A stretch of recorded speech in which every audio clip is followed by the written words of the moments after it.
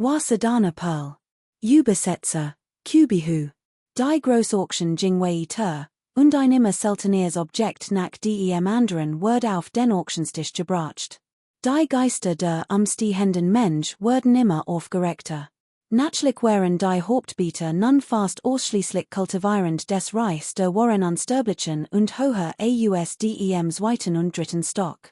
Was die Munch im ersten Stock betraf, so weit auf nieten sich ihr Organ, und sie gewannen News wissen. In diesem Moment wird ein quadratisch Jadebox auf die Auctionsplattform gestellt, in der sich ein Purpurns Jadebutch befand. Als nächstes kommt ein hochrangig Kultivierungstechnik der Wahren Unsterblichen unter den Hammer, die Technik des Wahren Donners der Purpurwolk, ein extrem selten Technik des Blitzattributs. Bei perfekter Kultivierung können damit gleichzeitig 36 unsterblich Hoffnungen im Körper geöffnet werden, wodurch man in das Reich der Wahren Unsterblichen aufsteigt und zum goldenen Unsterblichen wird. Ich bin sicher, jeder kennt ihr Geskicht. Wo Hunderttausenden von Jahren fegte das höchste Wesen der Purpurwolk mithilf dieser Technik über das gesamte Schwarzwindmeer und totit nacheinander drei kultivierend der späten Stufe der Wahren Unsterblichen von außerhalb sprach wenn höher langsam. Kaum hat sie gesprochen, brach ringsum Aufruhr aus, selbst aus den Roman im dritten Stock waren leise Ausruf zu hören. Han lies Herz klopfte auf, als wenn höher die Unsterblichen Hoffnungen erwand. Obwohl sich sein Kultivierung nach der Ginsung vollständig gewandelt hat und sein unsterblich Geisteskraft sich vorübergehend im frühen Stadium des Wahren Unsterblichen stabilisiert hat aufgrund seiner Amnesie noch kein Granit Technik erlernt. Aus einer bestimmten Perspektive bedeutet dies, wie bereits erwähnt, dass die Kultivierung noch nicht offiziell begonnen hat. Durch sein vorherige Kenntnis einiger Techniken der Erdenunsterblichen wusste jedoch Wage, dass die unsterblichen Hoffnungen mit zukünftigen Kultivierungsebenen verbunden wären. Es schien, als ob das Öffnen von 36 unsterblichen Hoffnungen es einem ermöglichen wird, ein goldener Unsterblicher zu werden. Die Kultivierungsmethoden der Erdenunsterblichen konzentrierten sich jedoch eher auf das Sammeln von Glaubenskraft und das Verdikten von Gesetzeskraft. Die unsterblichen Hoffnungen werden selten erwähnt. Es scheint, dass es 10.000 von Jahren dort, bissie sich allmalig öffnen, wie Wasser, das in einen Fluss fließt. Sogar die Schrift des schweren Wassers des Schwarzen Meers besät dies. Haha, obwohl der Purpurwolken unsterblich seit Hunderttausenden von Jahren verschollen ist, kursiert dies Kultivierungsmethode noch immer. Aber ich muss gleich vorwegnehmen, dass die Bedingungen ziemlich streng sind. Man benötigt jemanden mit einer erstklassigen spirituellen Wurzel des Blitzattributs oder mit verschiedenen angeborenen Blitzattributen wie dem 5 Blitzkörper, dem Blitzmarkwarenkörper, nur dann kann dies Kultivierungsmethode perfektioniert werden. Andernfalls ist es letztendlich eine Verschwendung der Lebensleistung. Gut, genig geredet, der Preis für dies Kultivierungsmethode beträgt 500 erstklassig Geisterstein, und jede Preiserhöhung muss mindestens sen betragen, wenn höher so die Reaktionen daran senden, lächelt und erklärt die Technik langsam, bevor die Auction eröffnet. Viel Organ lübtiten auf, als sie von der hochrangigen Kultivierungstechnik 1 Wahren Unsterblichen horten, insbesondere von einer, die Kraft des Blitzes nutzte. In der Region des Schwarzen Windmeers gab es zwar viel Erden unsterblich und abtrünnig kultivierend, aber was ihnen am meisten fehlte, waren hochrangig Kultivierungstechniken. Nachdem sie von den harten Kultivierungsbedingungen gehört hatten, sehten wir sofort Enttäuschung. Dennoch brannten viel Organ vor begehrt. Auch han Lee felten derzeit die nötigen Kultivierungstechniken, und obwohl sein Herz leicht hoher Schlag, schüttelte angesichts der Bedingungen bedauernd den Kopf. 510, 530, 580 han Lee bot nicht. Doch viel andere begehrten die Stein und lieferten sich sofort ein heftiges Beitegefecht, das den Preis schnell auf 700 erstklassig Geisterstein trieb. 800 ertönte ein etwas träge Stimme aus einem Zimmer im dritten Stock und legte noch einmal 100 drauf. Derjenige, der zuvor 700 erstklassig Geisterstein geboten hat, war ein Gelehrter mittleren Alters aus dem zweiten Stock. Nach einem Moment fassungslosen Schweigens nüchterte mit den Sahnen und erhöht den Preis, Ich bei 850 Erstklassig Geisterstein, 900, Klang die Trage Stim etwas ungeduldig und cool, mit der Aura eins Neuration. Offensichtlich wurde nicht zogen, den Preis auf Tausend zu erhöhen, sollte jemand in Wei in die Hochtreben. Hanley konnte sich ein Grinsen nicht verneifen. Sein Vermogen, inklusive der Belohnungen vom Inselmeister und der Butte, die den Verstruten Unsterblichen von Qingyu und den drei Killen von Shaoshan abgenommen hat, belief sich derzeit auf lediglich etwa 1000 Erstklassig Geisterstein. Hat mu schwer zuvor losgeschickt, Informationen über dies Auction zu sammeln, die wusste, dass einig der begehrten Gegenstand dort auftauchen konnten. Ursprünglich hat geglaubt, genig Geld zu besitzen und sich im Grund als beschaffen zu können, was wollte. Nun kam sich vor wie ein Frosch im Brunnen. Die Familien dieser alten Kultivierenden, die seit unsaligen Jahrtausenden praktizierten, waren wahrlich erstaunlich. Als die Trage Stim 900 Erstklassig Geisterstein bot, konnte der Gelehrt mittleren Alters im zweiten Stock, obwohl nur widerwillig nachgeben. Das Erscheinen der perpernen wolkengerechten Donnertechnik markiert den Wendepunkt und trieb die Auction offiziell zu ihrem Höhepunkt. Als nächstes kamen einige Schatzer und die Rehe, dies war der Technik des gerechten Donners der Purpurwolk unterliegen waren, aber in der lebhaften Atmosphäre der Auction ein regs Beitageffekt ausschlossen. Ein weiterer Gegenstand wird zur Versteigerung gebracht, ein golden Kuhl. Der Kuhlenkopf war achteckig und so groß wie ein menschlicher Kopf, und im Griff waren via Ketten befestigt, sein Aussehen war unscheinbar. Doch dieser schwer Hammer strahlte ein überwältigend furcht einflossend Wirkung aus, als wird ein tobender Sturm auf sie herabstürzen. Dieser Schatz ist ein unsterbliches Artefakt aus der sieht nach dem Himmel, genannt bergzerschmetternder Hammer. Es ist aus 10.000 Jahr altem Bronzestern und tiefgründigem Goldkalteisen gefertigt, birgt das Metallgesetz und besitzt ein zurückhaltend Scharf. Die Kraft eines einzigen Hammerschlags genet, Berge zu erschatten und Fluss zu spalten. Allerdings ist dieses Artefakt ungewöhnlich schwer, gewöhnlich dauersten Content Schwierigkeiten haben, es auf natürliche Weise zu beherrschen. Bitte bedenken dies sorgfältig. Kurz gesagt, die Auction beginnt. Das Startgebot beträgt 600 Erstklassig Geisterstein, mit einer Erhöhung Zen Stein wirken dit wenn höher. Hanleys Augen lübtiten auf, sein Hand ballte sich fest. Sein Ziel war dieses Artefakt der Unsterblichen nach dem Himmel.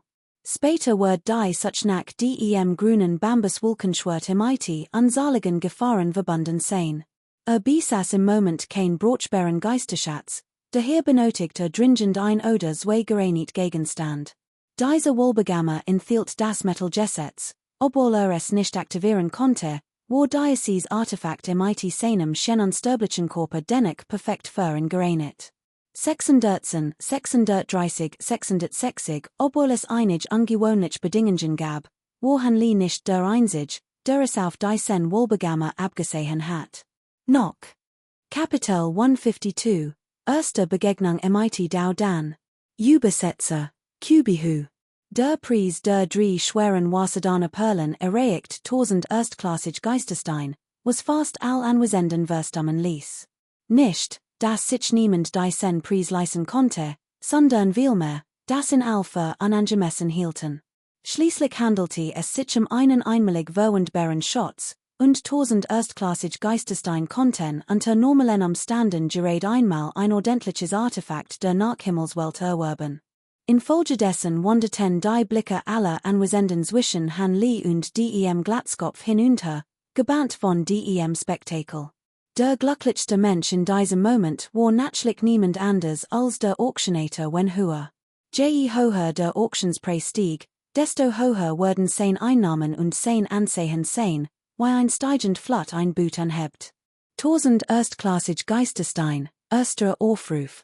Gibt es noch an der Dauersten, die bieten mochten, rausbet sich wenn höher und sprach die Wort, während sein Blick auf Hanley gerichtet war. Hanley runzelt die Stirn und schwieg. Daraufhin blitz ein selbstgefälliges Grinsen in den Augen des Glatzkopfes auf. Blickte sich Die anderen schwiegen, niemand bot. Als wenn höher zweites Gebot rief, verstärkte sich Hanleys Grinsen noch. Auf dem Auktionspodest, wo niemand bot, wollte wenn hohe Gerade sein Gebot abgeben. Mehr Fällen Geisterstein. Kontet Liebdauersten, mehr bitte sagen, weil diese Gegenstand wat ist, plötzlicher Tonte ein Stimm. Es war han Lee kaum hat gesprochen, ging ein überraschter Lot durch den Saal. Der Glatzkopf sogert kurz, dann huschte ein Horch von Verachtung über sein Lippen, und ein schwaches Lächeln umspielt sie. Der bartige Mann, in den sich han Lee verwandelt hat, schüttelte seinen Körper, holt ein Jadebox hervor und reichte sie eine Dienerin neben ihm. Die Dienerin zuckte leicht zusammen, nahm hastig die Jadebox und eilte unter den wachsamen Augen zehntausender Menschen an den Rand des Auktionspodiums, sie auf dem langen Tisch vor den drei grau gekleideten alten Mannen abzustellen. Der blau gekleidet Mann und die Frau mittleren Alters saßen regungslos offensichtlich desinteressiert in dem Gegenstand, den han Lee als Pfand angeboten hat. Schließlich waren beide sehr sachkundig und hatten schon ansalig Schatze auf der hier abgeholtenen Auction begutachtet. Die allermeisten waren nur gewöhnlich Gegenstand, der wertvollste war lediglich ein kleines Stück Sicilienstein im IT einer Spur des Wasserattributs, das 480 erstklassig Geisterstein wat war. Als der grau gekleidet Altmann die Gleichgültigkeit seiner beiden Begleiter bemerkt, griff nach der Jadebox und öffnet vorsichtig den Deckel, der einen kleinen Spalt freigab. Oh, rief überrascht aus, die Augenbrauen hochgezogen. Dann warf han Lee einen Blick zu und reichte die Jadebox dem blau gekleideten Mann neben ihm. Der Mann, der den veränderten Gesichtsausdruck des weißbrauigen alten Mannes bemerkt, ward misstrauisch. Öffnet die Jadebox und erschrak durch den Spalt.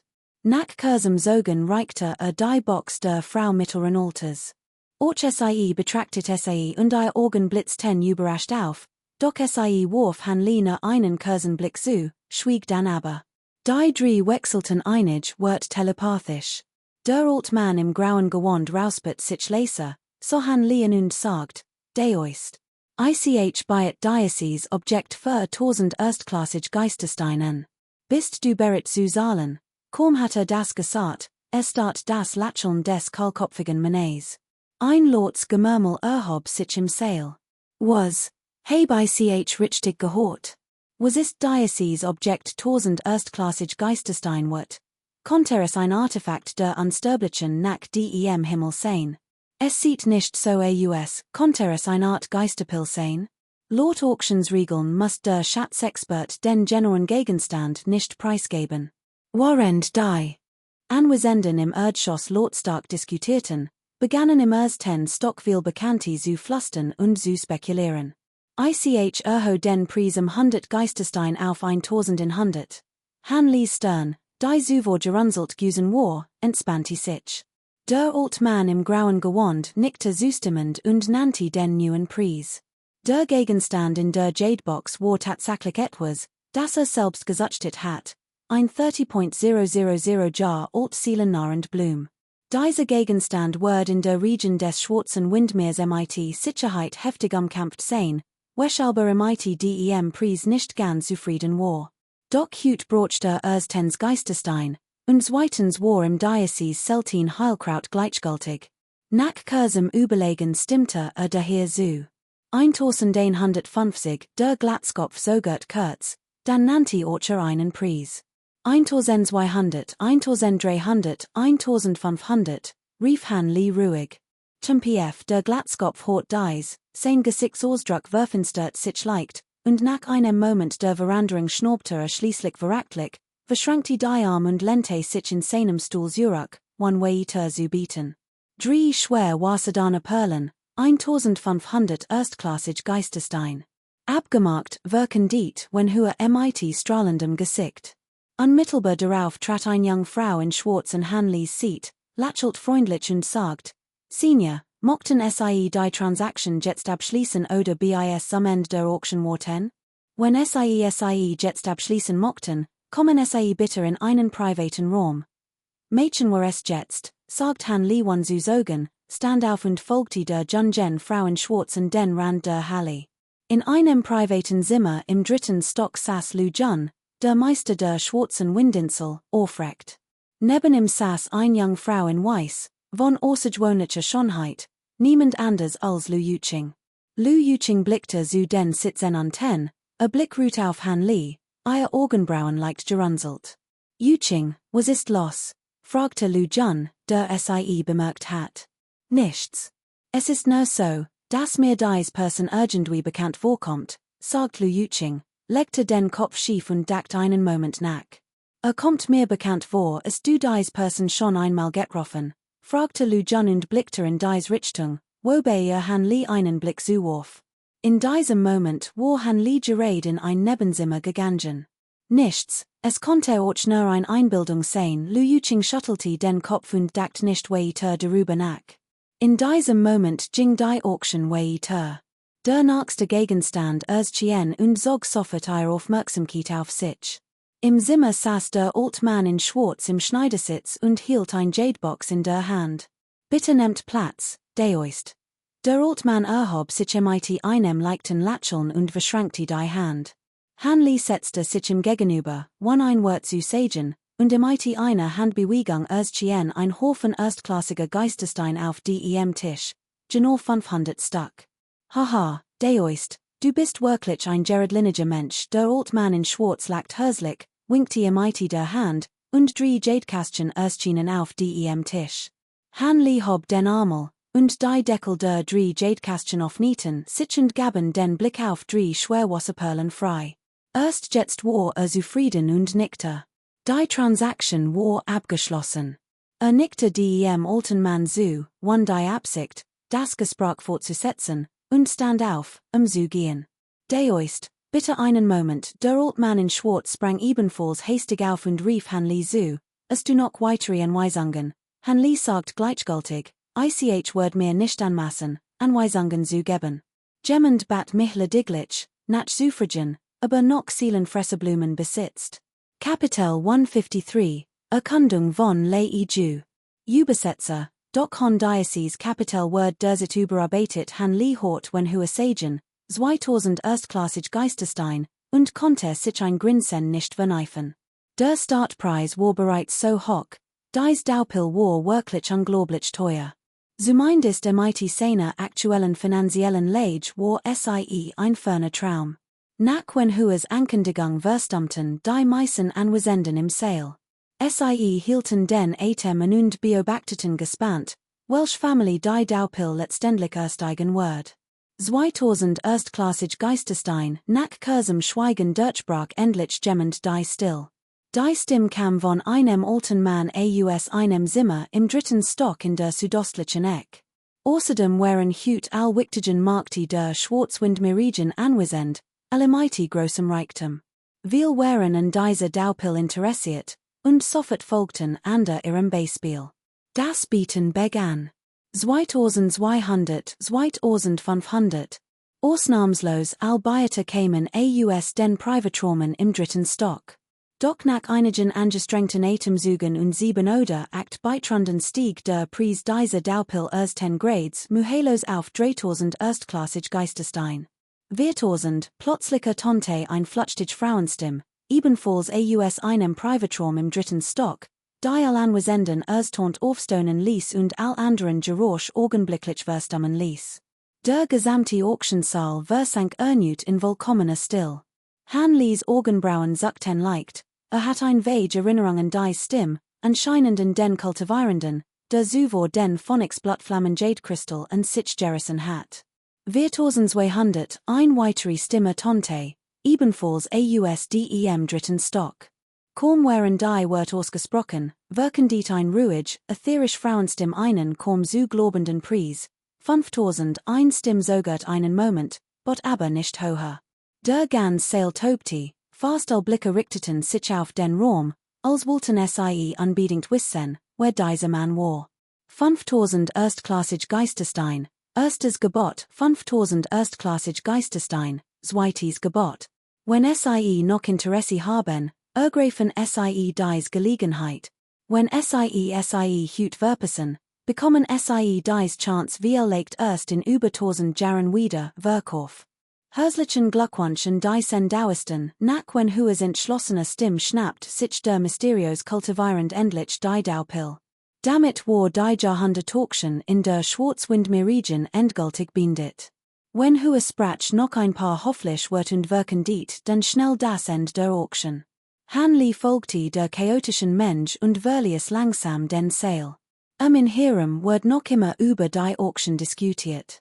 Diejenigen, die es selbst miterlebt hatten, unterhielten sich aufgeregt über die verschiedenen Gegenstand, von denen sie noch nie zuvor gehört hatten, insbesondere über die legendäre Daupil aus 10 Grades, die zum Gesprächsthema Nummer 1 geworden war. Hanley hört das Gemurmel und sah die aufgeregten Gesichter der Menschen in Herem, wodurch die Kostbarkeit dieser seltenen Daupil immer deutlicher wird. Zurück in seiner Hol hob Hanley sofort al Barrieren auf und betrat die Geheimkammer. Drinnen holte beiläufig drei Schwerwasserdonnerperlen hervor, hob eine Mighty zwei Fingern auf und betrachtet sie eingehend. Dies Schwarz so gewöhnlich aus, nicht größer als ein Longenfrucht, ihr Oberfläche war ständig von einem wirbelnden schwarzen Nebel umgeben, der sich nicht auflöst, und doch besaß sie ein subtle Aura. Ihr eigentümliche Beschaffenheit machte es den Betrachten schwer, ihr war tief zu erkennen. Hanley jedoch glaubte, dass die Kraft, die in dieser kleinen schweren Wasserdonnerperl verborgen lag, die bei der Auction wettiferten, sein Vorstellungskraft. Bei weitem übertraf. Natürlich sogar nicht, einen so hohen Preis für diesen Gegenstand zu zahlen, sondern vielmehr, die Methode zur Manipulation des darin enthaltenen schweren Wassers zu finden. Denn obwohl nun schweres Wasser manipulieren konnte, war sein Kraft die richtige Methode wahrscheinlich geringer als die eines gewöhnlichen Geisterschatzes.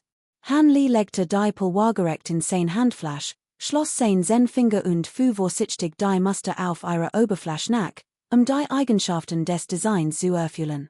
Nach einer Weile ließ langsam sein Hand los, ein seltsamer Ausdruck erschien auf seinem Gesicht. Vom Material her unterscheidet sich dies Schwerwasserdonnerperl nicht von dem schweren Wasser, das vom Avatar des Regenwurms verfeinert worden war, und als sein Finger sie berührten, konnte sogar Rillen erkennen. Äußerst klein, ineinander verschlungene Muster bildeten ein bizarre Anordnung von Symbolen.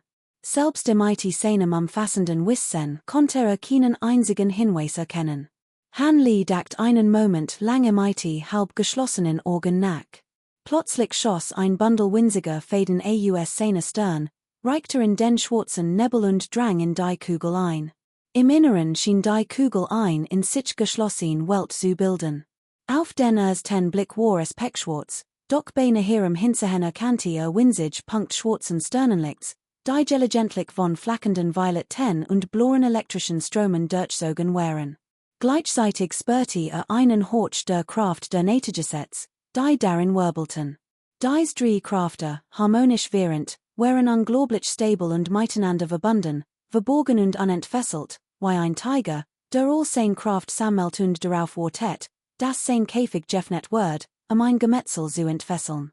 Nach etwa einer halben Stunde öffnet Hanley endlich die Augen. Kapitel 154, Der Pfad des Drachen. Übersetzer, Loki 1994.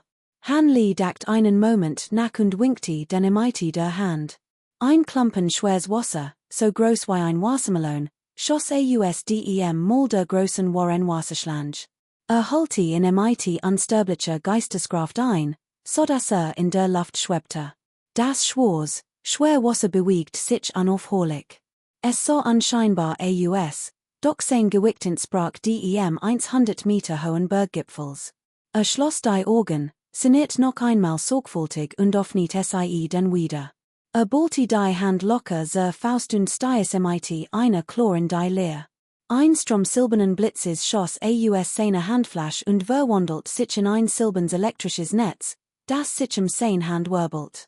Stieß beid Hand vor, und das silberne Netz, wie ein Lebusen, stürzte auf den Klumpen schweres Wasser zu und breitet sich aus jeder Strang des Netzes wickelte sich sanft den Klumpen schweres Wasser und ließ ihn plötzlich und heftig umherschlagen. Hanley konzentriert hastig sein unsterblich Geisteskraft und leitet sie in das schwere Wasser. Durch die Zufuhr einer großen Menge unsterblicher Geisteskraft stabilisiert sich die Ansammlung schweren Wassers allmählich, doch die äußeren Vibrationen wirkten weiterhin auf sie ein. Daraufhin schlug han Liemite der anderen Hand unaufhörlich zu und entfesselt einen Blitz in das Schwerwasser. Der Blitz, wie ein extrem scharfer Dolch, durchbohrt das Schwerwasser und verursachte unzählige winzige Riesen seiner Oberfläche, die sich langsam nach innen ausbreiteten. Während die groß Mensch Blitz das Schwerwasser durchdrang, begann es sich langsam zusammenzuziehen und sein Form immer stärker zu verzehren. Die Insel wurde immer kleiner. Hanley konnte sich der Genugtuung nicht erwehren. Doch gerade als kurz abgelenkt war, hörte plötzlich einen lauten Knall. Die Ansammlung schweren Wassers und der Blitz explodierten gleichzeitig. Ein starker Windstoß traf ihn, schluderte Zurück und stürzte in ins Meer. Einen Augenblick später kletterte Zurück auf die Koralleninsel und sah MIT eigenen Augen, das fast die Hälfte der kleinen Insel weggerissen und auf den Meeresgrund gesunken war. Hanleys Gesichtsausdruck variiert ein spottisches Lächeln. Nachdem sein Kleidung zurechtgerückt hat, holte nüt den Kessel des schweren Wassers, Höhe und beschwor ein weitere Ansammlung schweren Wassers. MIT einem sichern erschien wieder ein silberner Blitz. Kurz darauf holte ein tiefes, grollendes Drohnen weiter, und elektrisch Funken sprühten rundum die Kleininsel. Diesmal war Hanley vorbereitet, Güsen und Word nicht weggerissen. Dennoch begannen sich sein Augenbrauen zu runzeln.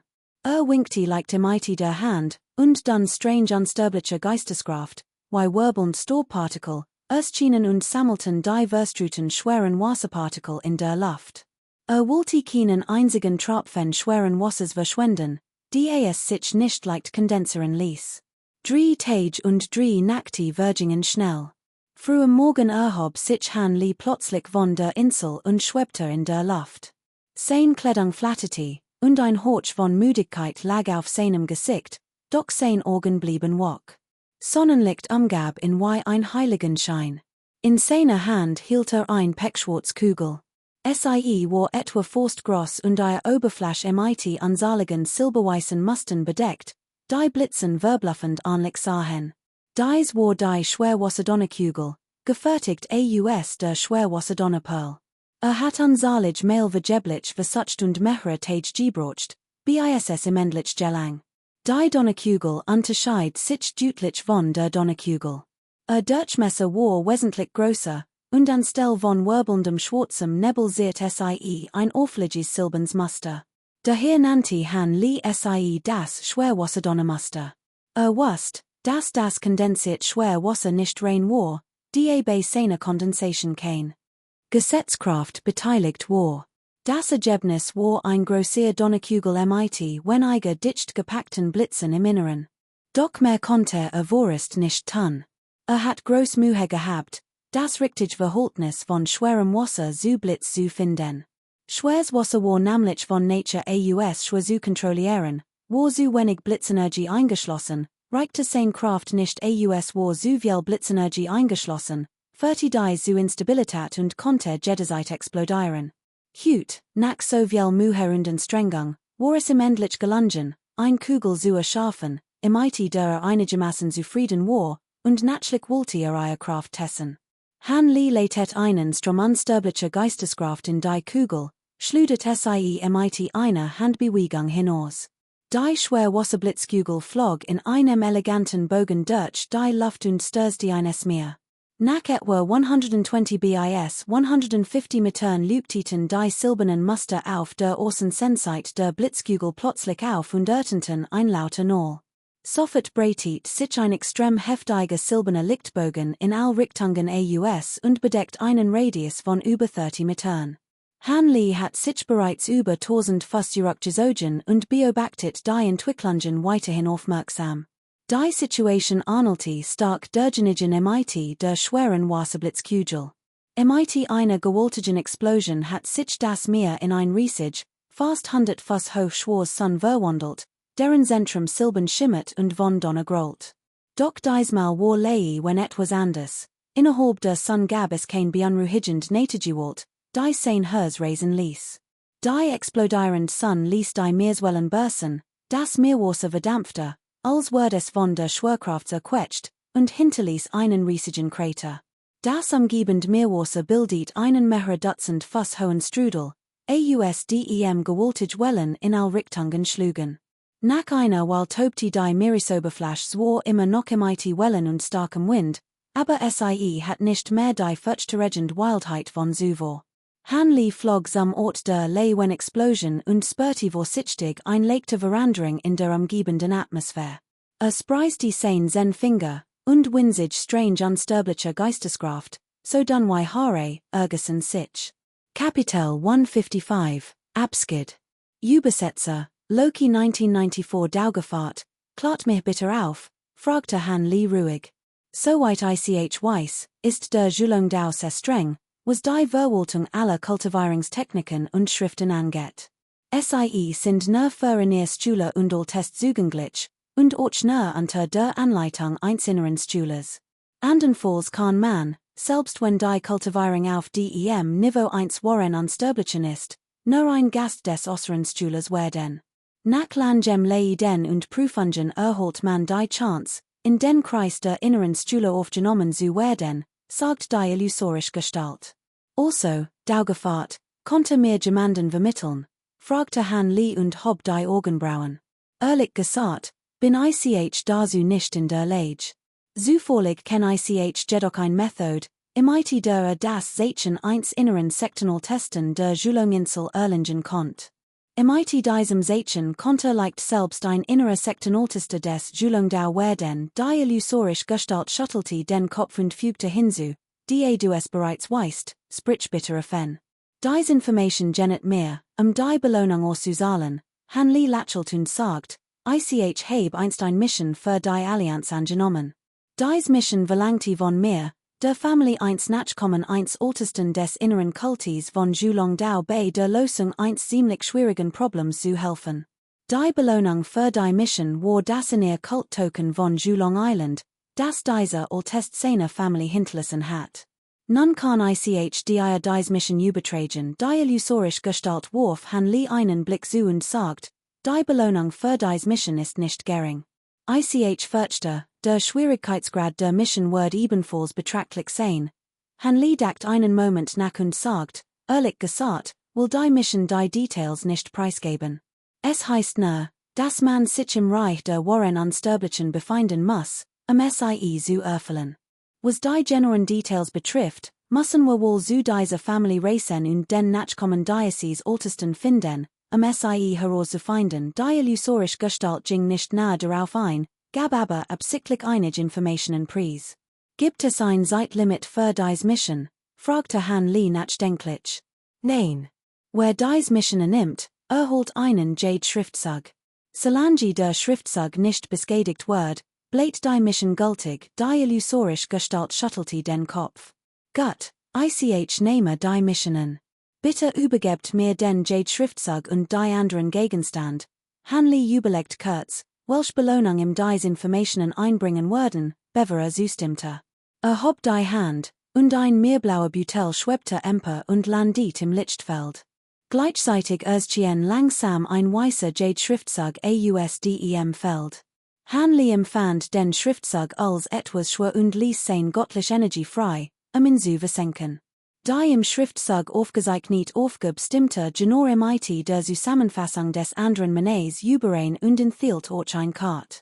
Den Markierungen auf der Karte zufolge handelte es sich einen Teilausschnitt des alten Wochenkontinents.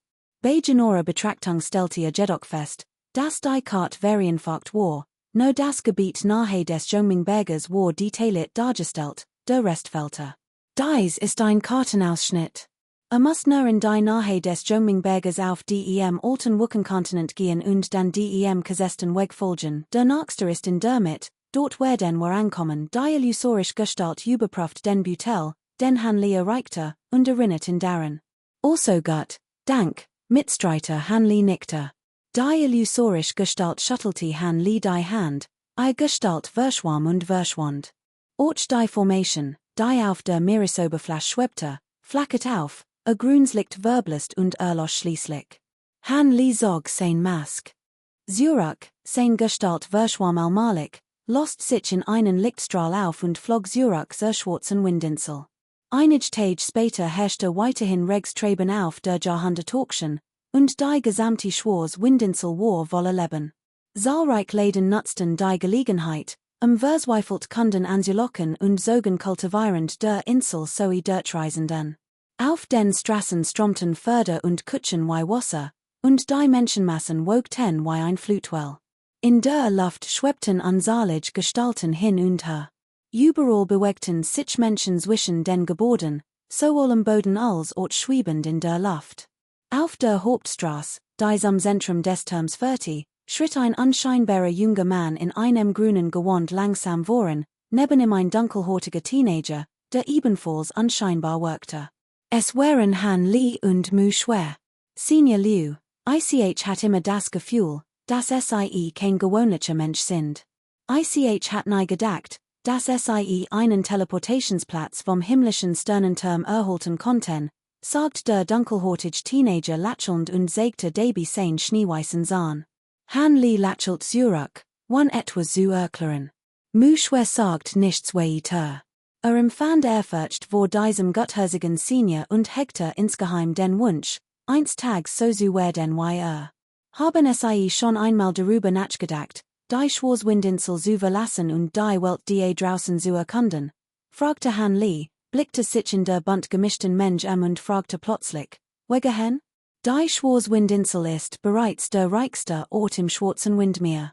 Wenn ein Einzelgänger wie ich woanders hinjet, fürchte ich, dass es schwer sein wird, überhaupt seinen Lebensunterhalt zu verdienen. Mu Shui war etwas verbluft und sagte mit einem Anflug von Melancholie, die Welt ist riesig, und sie besteht nicht nur aus der Schwarzwindmeerregion. Den Kultivierungspotenzial ist gar nicht so schlecht, nur die Ressourcen sind etwas knapp. Han Li lächelt und sagt, why sollte mein Kultivierungspotenzial die Aufmerksamkeit eines Meisters erregen? Ich hoffe nur, in Zukunft einen solchen Herrn zu finden, jemanden, der mir hilft, mehr Geistestein zu sammeln. Vielleicht kann ich den mein Kultivierung noch etwas fortsetzen, Mu Shui lacht selbstironisch. Han Li betrachtet den jungen Mann, der ihm in mancher Hinsicht ähnelte. Dacht bei sich, als seinen Weg der Kultivierung einschlag, war sein Potenzial weitaus geringer als seins.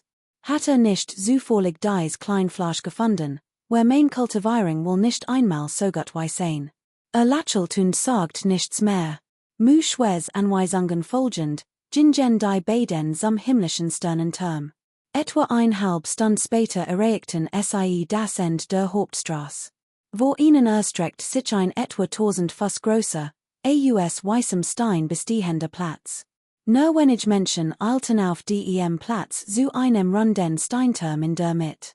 Han Li blickte hinauf, der Steinturm war etwa 30 Meter hoch und ganz weiß wie Schnee. Sein Oberfläche weist verstuiden Linien unterschiedlicher Tief und Form auf, die wie ein besondere Formation wirkten.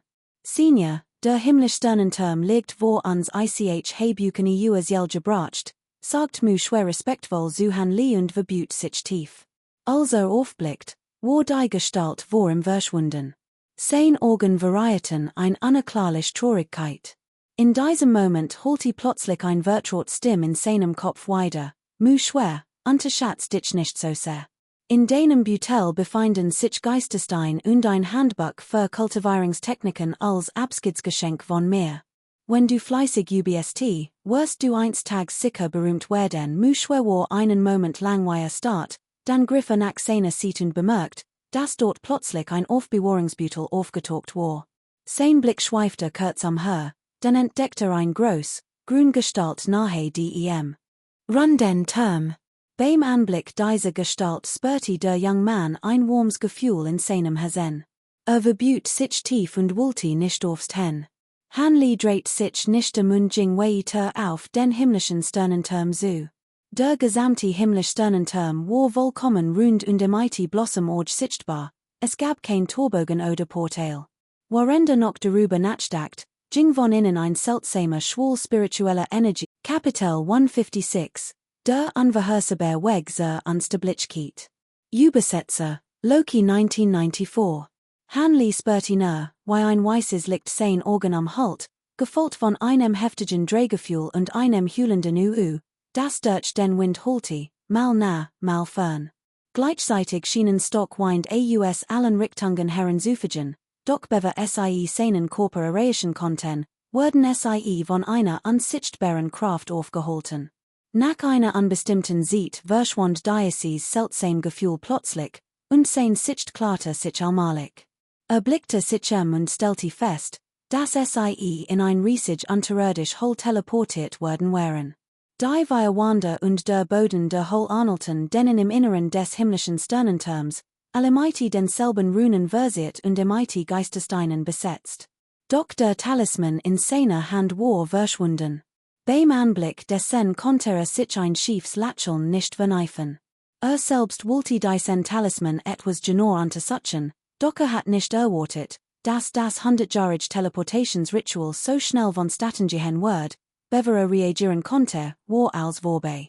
In diesem Moment saß draußen vor dem Array ein weißhaariger, rosiger, alter Unsterblicher im Schneidersitz. Hinter ihm warteten zwei bis 3 Dutzend Leute in unterschiedlicher Kleidung, und viel von ihnen sahen nicht so aus, als stammten sie aus der Region des schwarzen Windmeers. Als Han Lee und sein Gruppe aus dem Array in der Hol traten, erhoben sich auch dies Leute und bereiteten sich vor. Als in ihnen vorbeiging, überkam Han Lee unerklärlicherweise ein Gefühl der Vorsicht. Warf einigen von ihnen einen verstolenen Blick zu. Auf den ersten Blick wirkten dies Leute, Männer wie Frauen, gewöhnlich, ihr Ohren waren sehr ruhig, und ihr Gesichtsausdruck sahen nicht so fliegig. Doch aus irgendeinem unerklärlichen Grund spürte Han Lee ein extrem gefährlich Aura, die von ihnen ausging und sein Augenlider sacken ließ. In diesem Moment trat ein stammiger, grunhortiger Mann aus der Gruppe, die mighty Han Lee hierher teleportiert worden war, hört sich dem alten Unsterblichen, verbüht sich und sagt, alteste je, hat hart gearbeitet. Für die nächsten 100 Jahre wird ich ihren Platz einnehmen, haha. Ich dacht, der Inselmeister wird jemand anderen schicken, aber ich hat nicht erwartet, dass es Bruder Lucien wird. Nun liegt die nächste Zeit in ihrer Hand. Genius your phrase it. Ich wird jetzt zurückkehren, Bericht zu erstatten der Altmann kichert, warender sprach. Dann stand auf und formte mit einer Handbewegung ein kreisförmige Formation. Der stammige Mann nahm die Formationen. Die beiden wechselten Blicke und verabschiedeten sich. Der Alt Unsterblich betrat die Formation. Einen Augenblick später verstärkte sich das Weißlicht in der Hol und teleportiert die Anwesenden erneut zurück zur schwarzen Windinsel. Sah ihnen nach, wie sie verschwanden, und die leichte Besorgnis in seinem Herzen legte sich allmählich. In diesem Moment legte der stammige, grunhortige Mann die Formation beiseite und wandte sich an. Nach hut wird die groß Teleportationsformation in der Schwarzwindhole für 100 Jahre versiegelt sein. Wenn in die Schwarzwindmeer-Region zurückkehren wollt, wartet bitte 100 Jahre, bever wiederkommt.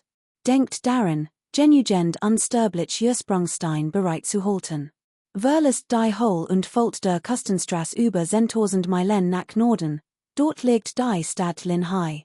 Die Genigen unter Juk, die nu auf dem Oden Landkontinent sind, können zuerst dorthin reisen, sich ein Bild von der Lage zu machen. Ich wunschuk allen ein gut Reis, verbügten sich vor dem Mann und verließen nacheinander die Hole. Han Lee folgte ihnen. Ein stechender Jerek lag in der Luft. Vom Meereswind getrieben, flog direkt vor die Gesichter der Anwesenden. Sein Körper erhob sich augenblicklich in die Luft und schwebte. Dort. Sein Blick schweifte weit und offenbart ein riesiges, grenzenloses Meer. Vor ihm erstreckt sich ein tiefblauer Ozean mit mächtigen Wellen, hinter ihm ein gewundener, smaragdgrüner Strand. Die Hole, aus der eben gekommen war, lag verborgen auf einer Felsklippe mit Blick aufs Meer. Niemand verweilt, sondern verwandelt sich in Lichtstreifen und zerstreut sich in all Richtungen. Von der Frau im roten Kleid fällte Jede Spur nach kurzem Überlegen erstrahlt Han Lees Körper in Licht, und flog dem Küstenpfad nach Norden entlang. Anfangs wirkte die Gegend etwas oud, doch nach kurzer Flugzeit tauchte ein ausgedehnter dichter Wald auf. Die Bäume waren ungewöhnlich hoch.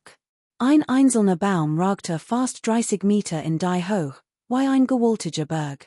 Der Anblick war atemberaubend. Ein Dicky schickt Lob bedeckt den Wald, und überall wuchsen Wildgräser. Die Landschaft glich einer verlassenen Wildnis und ließe Ranen, das sieht seiten niemand mehr die sen Wald betreten hat. Der Ode Wald erstreckt sich bis am Horizont, und aus der Fern holten Laser, anhaltend schrei weiter, als stammten sie von einem dämonischen Wesen. Hanley spurti die trostlos eure Diocese orts und verspurt ein langer unterdrückte Ohrfriegang. Nach fast einer halben Stund flug torchte vor im Allmalig ein Kustenstadt auf. Die Stadt war klein, nur wenig 100 Meter groß, und wohlständig von einer dicken Schicht goldenen Sands wie ein schimmender Schleier bedeckt.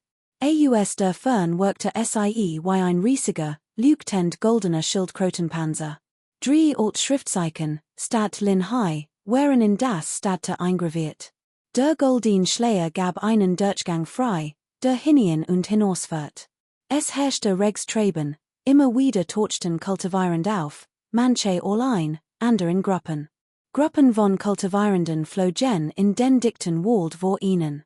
Gleichzeitig flogen einig Kultivierend aus dem Wald in die Stadt. Obwohl sie all etwas erschöpft aussehen, manche sogar imite Blutspuren, schienen die meisten von ihnen aufgeregt zu sein. Als Hanley dies sah, blitzten sein Augen auf, und senkte den Blick. Hat sein Ohr längst verborgen und sich als gewöhnlicher Kultivierender im Integration Stadium getarnt, in der Mensch der Stadteinreisenden anzutauschen. Zu beiden Seiten des Stadteingangs standen zwei Wachen Teams in grünen Roben, ihre Kultivierungsstufen befanden sich all im Stadium der Lehrverdelung. Der Anführer des Teams war ebenfalls ein Kultivierender im Integration Stadium. Die Wachen stellten jedoch kein Fragen an die Kultivierenden, die Stadt betreten wollten. Obwohl Hanleys Gesicht unbekannt war, konnte die Stadt nach Zahlung einer kleinen Mensch Geistestein betreten. Innerhalb der Stadt erstreckten sich die Straßen breit und dicht imite anzahligen Läden. Es waren nicht viel Menschen unterwegs, hauptsächlich kultivierend. Auch ihre Kultivierungsstufen waren nicht niedrig. Normal Leut hingegen waren selten zu sehen. Kapitel 157, Gasthaus der Unsterblichen. Übersetzer, Kongpit Senior, als in Ordnung, der hässliche Mann sah Hanley imite den beiden Jadeplatschen in der Hand und blieb wie angewurzelt stehen, bevor fragte, wie viel Geistestein sind dies beiden Jadeplatschen wat? Hanley erwacht aus seinen Grübeleien und fragte. Der hässliche Mann nannte einen nicht allzu hohen Preis, und Hanley bezahlt den vollen Betrag in Geistesteinen. Sagte, your family würde ihn seit Generationen ihren Lebensunterhalt imite der Herstellung von Landkarten Jadeplatschen, daher kennt den Oden Landkontinent sicherlich sehr gut. Ich habe ein paar Fragen. Wenn sie zu meiner Zufriedenheit bentwerten konnt, gehören dies Geistestein, Hanley griff nahm einig Geistestein heraus und legte sie auf den Tresen. Senior, stellt mir bitte all Fragen, die hat. Ich word als bentwerten, was ich weiss, der hässliche Mann betrachtet die hochwertigen Geistestein gierig, klopfte sich auf die Brust und sagt, welch citron Methoden gibt es, von Linhai City aus den Oden Landkontinent zu durchqueren? Gibt es zum Beispiel ein Teleportationsanlage? Fragte Hanley langsam. Senior, scheint wenig über den Oden Kontinent zu wissen. Ist extrem einsam und größtenteils barbarisch. Zwar gibt es einige Städte, aber sie sind dann besiedelt und extrem verlassen, so dass nur wenig Städte über Teleportationsanlagen verfügen. Linhai City ist ein klein Kustenstadt, daher ist es noch unwahrscheinlicher, dass es dort ein gibt. Woanders hinzukommen, bleibt einem nur der Direktflug, der hässliche Mann kratzte sich im Kopf. Hanley hört das und hob die Augenbrauen. Stimmt, Fliegen ist nicht die einzige Möglichkeit. Linhai City hat definitiv kein Teleportationsanlage, aber weiter im Inneren des Kontinents ist es viel wohlhabender als hier, und dort gibt es viel Märkte, die Teleportationsanlagen errichtet haben. Ich habe aber gehört, dass die Teleportation extrem teuer ist. Als Hanley die Stirn runzelt, fiel dem hässlichen Mann plötzlich etwas ein und erklärt rasch, welche Städte haben Teleportationsfelder? Das weißt du doch, oder? Hanley nickte nachdenklich und fragte erneut, auf der Karte des Oden Kontinents sind als Städte imite Teleportationsfeldern eingezeichnet. Viel Leichtest des Entgangen, Altester, aber es ist das klein Weiss, Wirbelnd Symbol auf der Karte der Hässlichmann lächelt und erklärt es. Han Lee war leicht verbluft. Sant sein Gottliches Bewusstsein ernüt in den Jade Schriftzug und entdeckt schnell, das mehrere Stadti im Zentrum des Oden Kontinents und einige Stadti im Osten tatsächlich mit winzigen weißen, wirbelnden Symbolen markiert waren. Aha, Han Lee zog sein Gottliches Bewusstsein ausdem Jade Schriftzug Zurich. Es gab etliche Stadti mit Teleportationsfelden, sobald den zentralen Teil des Oden Kontinents erreicht, konnte sie nutzen. Altester, beabsichtigt du wirklich, den Oden Kontinent zu durchqueren. Der Hässlichmann zögert kurz, bevor fragte. Han Lee dacht einen Moment nach und nickte dann leicht. Ehrlich gesagt, Senior, lauern viel Gefahren auf dem Weg, besonders wenn man allein reist, manches ist unvorhersehbar. Meiner Meinung nach, Senior, sollten sie die unsterbliche Herberge betreten und sich dort umsehen. Der Hässlichmann schlug mit vor sichtigem und taktvollem Gesichtsausdruck vor. Gut, die sie mein Zweifel ausgeräumt haben, gehören ihnen dies wenigen Geistestein. Han Lee nickte nachdenklich. Obwohl wusste, dass nach Verlassen der Schwarzwindmeerregion bald mit dem unsterblichen Palast zu tun haben wird, hat nicht erwartet, ihnen so bald zu begegnen. Hat über die sogenannte unsterbliche Halle in Schwarzwindstadt gelesen. Es war ein Ort, den der unsterbliche Palast in verschiedenen Städten errichten ließ, Missionen des Palasts anzukündigen, und der Ort für persönliche Missionen genutzt. Wer denn konnte? Der Ander hat deutlich gemacht, dass Han Lees Reise durch den Oden Landkontinent mit seinem aktuellen Kultivierungsstand im kombinierten Körper extrem gefährlich war. Daher war es sicherer, unterwegs ein Mission anzunehmen. Mit seiner jetzigen Kultivierung konnte zwar allein reisen, doch kannte die Gegend nicht und wusste außerdem nicht, wo sich sein verschiedenen magischen Artefakte befanden. Natürlich war es am sichersten, sich einem Team anzuschließen. Han Lee nickte dem hässlichen Mann zu und wandte sich zum Gehen. In Lin Hai gab es kein Flugbeschränkungen, also flog Han Lee durch die Straßen der Stadt. Nach kurzer Zeit erschien ein goldenes Gebäude. Es war ein Turm auf einem Berg, dessen gesamte Struktur in goldenem Licht schimmert, als wäre aus purem Gold gegossen. Am seltsamsten war jedoch das riesige goldene Drachenrelief auf dem Dach, das sich majestatisch und ehrfurcht gebietend gen Himmel erhob. Das gesamte goldene Burg ähnelte einem Kaiserpalast, und die vorbeigehenden Menschen betrachteten es voller Ehrfurcht. Über dem Haupte des goldenen Palasts prangten zwei groß, uralte Siegelzeichen, Halle der Unsterblichen. Han Lee verharrt einen Moment im Eingang, bevor eintrat. Als erstes fiel ihm ein riesig Halle eines Org, über 300 Meter breit, in der sich Menschen in verschiedensten Gewanden tummelten, allesamt kultivierend von beachtlichem Können. Von der Stufe der nasierenden Ziel abwärts gab es nur wenig kultivierend oberhalb der Stufe der leeren Verdelung. Ein großer Laden links von der Haupthalle bot verschiedene Elixier, magisch Schatze und andere spirituelle Materialien an. Auf den ersten Blick wirkten dies waren etwas hochwertiger als die in den Läden der Stadt und lockten so einig kultivierend an. Rechts von der Halle stand lediglich ein langer Steintisch, offenbar ein Laden, der sich auf denen und Verkauf von Waren spezialisiert hat. Viel kultivierend boten dort Eier waren feil. Die gesamte Halle glich einer kleinen Stadt, viel geschäftiger als draußen. In der Mitte der Halle befand sich ein Wand aus grünem Jade, auf der verschiedene Aufgaben eingraviert waren. Kleingruppen tuschelten gelegentlich miteinander und schienen abzuwägen, ob sich die Jewelage aufgeblohnte. Han Lee warf einen flüchtigen Blick auf die Läden zu beiden Seiten, wann ihnen Beachtung zu schenken, und ging direkt zur Steinmauer. Dort stellte sich hinter die Mensch und beobachtete sie. Es gab unzählige Aufgaben. Die Schriftzeichen wechselten ständig, erschienen und verschwanden wieder, Inhalt variierte. Doch ganz oben auf der Steinmauer blieben die kleinen gelben Schriftzeichen bestehen, während die Aufgaben, die abwechselnd verschwanden, klein weiß Schriftzeichen waren. Han Lee lauschte den Gesprächen in Hirem und verstand einen Teil davon.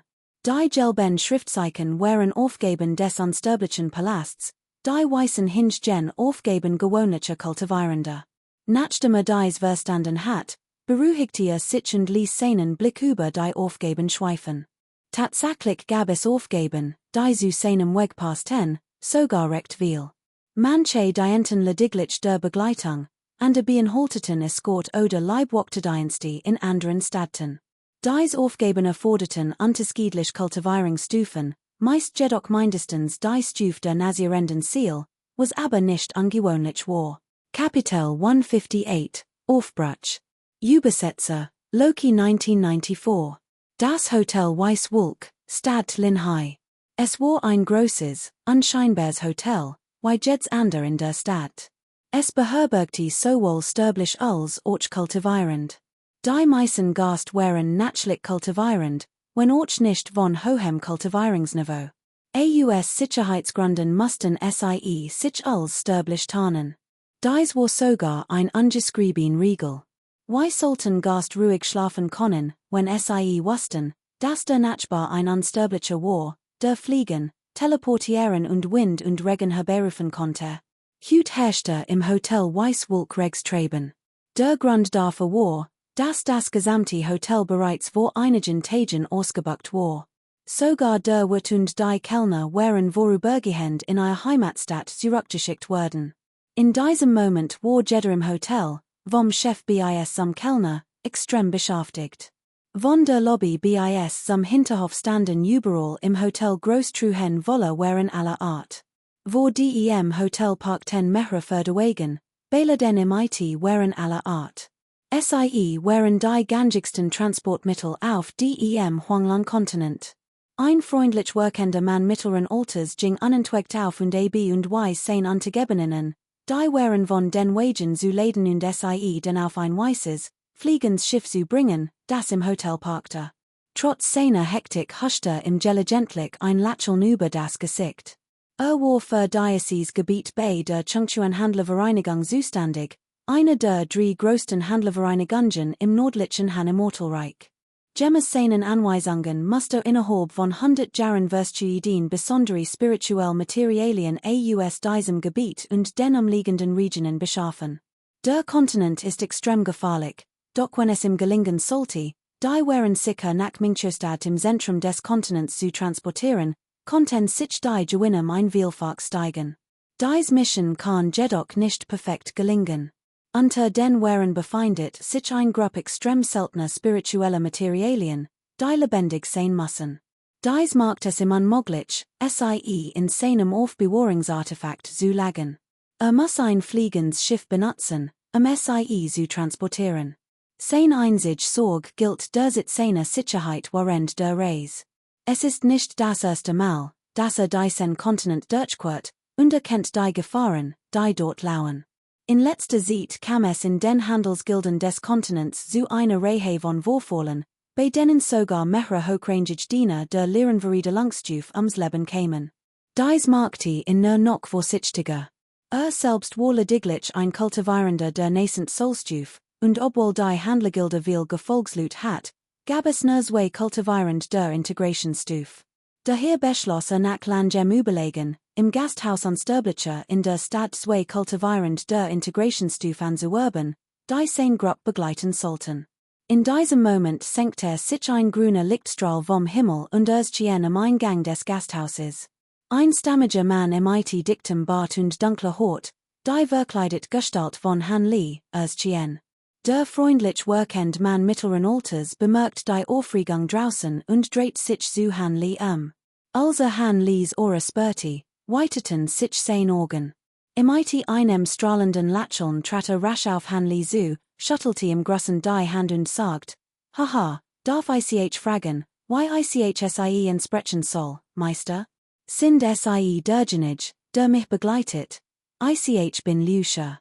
Müssen der Deoist Ku sein, nicht wahr? Fragte Han Li und blickte den wohlwollend aussehenden Mann vor sich. Genau das bin ich, der Mann nickte leicht, lud Han Li herzlich eines Gasthaus ein und befahl seinen Untergebenen, ein Tass-Tee zu bringen. Es mag etwas anmaßend klingen, aber ich würde bitten, mir unsterbliches Amulett zu sägen, sagt der Mann, wartet, bis Han Li Platz genommen hat, und fragte dann sogend. Han Li sagt nichts, Sundern Dreit die Hand zog sein Unsterbliches Amulet Herveer und Reichteres dem Mann. Der Mann mit dem Nachnamen Q betrachtet es kurz und bestätigt sein Echtheit. Sein Lächeln wird noch breiter, und sagt, vielen Dank für Ihre Mühe, Senior. Die Preis ist in 2 Tagen. In der Zwischenzeit kann Senior Liu in einem Premium-Zimmer Diocese Gasthauses übernachten. Hanli nickte leicht, one etwas abzulehnen. Der Mann mit dem Nachnamen Q befahl sofort, Hanli in ein erstklassiges Zimmer im 2. Stock des Hotels zu geleiten. Richtet sich im Zimmer ein, setzte sich dann aufs Bett, schlug die Beine übereinander und holt mehrere dicke Bücher hervor. Hat sie erst kürzlich in der Stadt gekauft. Darunter befanden sich auch einige Bücher über den Huanglan-Kontinent. Langsam und konzentriert begann zu lesen. 2 Tage Virgingen im Flug. Spat in der Nacht schwebte ein weißes Flugboot tief über dem Hof. All waren Verladen. An Deck, an beiden Enden des Flugboots, standen mehr als 10 Kultivierend. Auch Han Li war unter ihnen. Die meisten von ihnen gehorten zur Handlergilde und wurden von dem Mann mit dem Nachnamen Q geführt. Bis auf die beiden Kultivierenden im Fundamentierungsstadium, die von außerhalb rekrutiert wurden waren, war das Kultivierungsniveau der übrigen Gruppe nicht besonders hoch. Han Li stand an Deck, leitzer Seat gelehnt, sein Blick schweifte über das Deck, sein Augen huschten umher. Nahe dem Bug des Schiffs stand eine mutige Frau in einem roten Kleid, den Rücken an die Reling gelehnt. Seine Beobachtung nach war niemand anders als die Jenige, die mit im Aus der Schwarzwindmeersregion teleportiert worden war. Doch nun trug einen roten Schleier, der Gesicht verhüllt. Kapitel 159, Einweg nach Osten. Übersetzer, Kultivierung. Je lange Han Li darüber nachdacht, desto mehr kam zu dem Schluss, dass das ungewöhnliche Problem mit dem Sternenkompass mit der Entfernung zusammenhing. Dieser Sternenkompass ähnelte in seinen Strukturprinzipien wahrscheinlich einem Teleportationsfeld. Je größer die Entfernung, desto schwieriger die Teleportation. Bei diesem Gedanken verdustete sich sein Gesicht. War gerade erst auf dem Odenlandkontinent angekommen, und der Weg zum Zhuangdao war noch weit. Die es nun aber schon so schwierig war, das Schwerwasser hierher zu teleportieren, fürchtet dass die Sternentransformationsscheibe unbrauchbar sein wird, sobald den Zhuangdao erreichten. Doch konnte die Reise zum Zhuangdao nicht erbrechen, nur weil die Sternentransformationsscheibe das Schwerwasser nicht teleportieren konnte. Han Li schüttelte den Kopf, dieses Problem ließ sich erst lösen, wenn den Zhuangdao erreichten. Faltet die Hand, murmelt Beschwörungen und aktiviert die Sternentransformationsscheibe mit aller Kraft. Wenn es noch schaffen sollte, sich zu teleportieren, musste schnell das Schwerwasser zurückholen. Der Avatar des Regenwurms hat das Schwerwasser innerhalb eines Monats verfeinert. In der Region des Schwarzen Windmeers hat die Übertragung nur einen Augenblick gedauert. Hier jedoch hat ganz 3 Tage in Anspruch genommen. Han Li betrachtet die Sternentransformationsscheibe in seiner Hand. Die acht Sternentransfersteine waren nun etwas schwacher geworden, offensichtlich war mehr als die Hälfte ihrer spirituellen Kraft verbraucht. Früher, obwohl die Teleportation viel spirituelle Kraft gekostet hat, schien der Verbrauch diesmal geringer gewesen zu sein. Lächelt gequält und verstaut die Sternentransferscheibe. Mit einer Hand führt ein Grupp Schwerwasserwesen aus dem Warren Wassergürtel hervor, sein Handflächen blitzt 10 Silben auf, und Begen erneut, das Schwerwasserdonnermuster zu werfen. Ein halber Monat war im Flug vergangen, und es war Zeit für die nächste Schicht. Han Li trat aus dem Zimmer und ließ seinen Blick beiläufig umherschweifen. Stellte fest, dass die Gegend, die das Flugboot durchquert hat, noch immer von einem üppigen, grünen Wald bedeckt war. Nicht weit entfernt trat die Frau in Rot vorsichtig hervor. Die beiden wechselten einen Blick und gingen den wortlos zum Bug des Bootes. Wir dringen nun allmählich tiefer in den Labyrinthwald vor, und hier gibt es einige hochrangig, vogelartige Dämonenbestien. Seid bitte vorsichtig, Sagten die beiden Kultivierenden der Handlergilde mit dem Kombinationskörper und Müden Gesichten.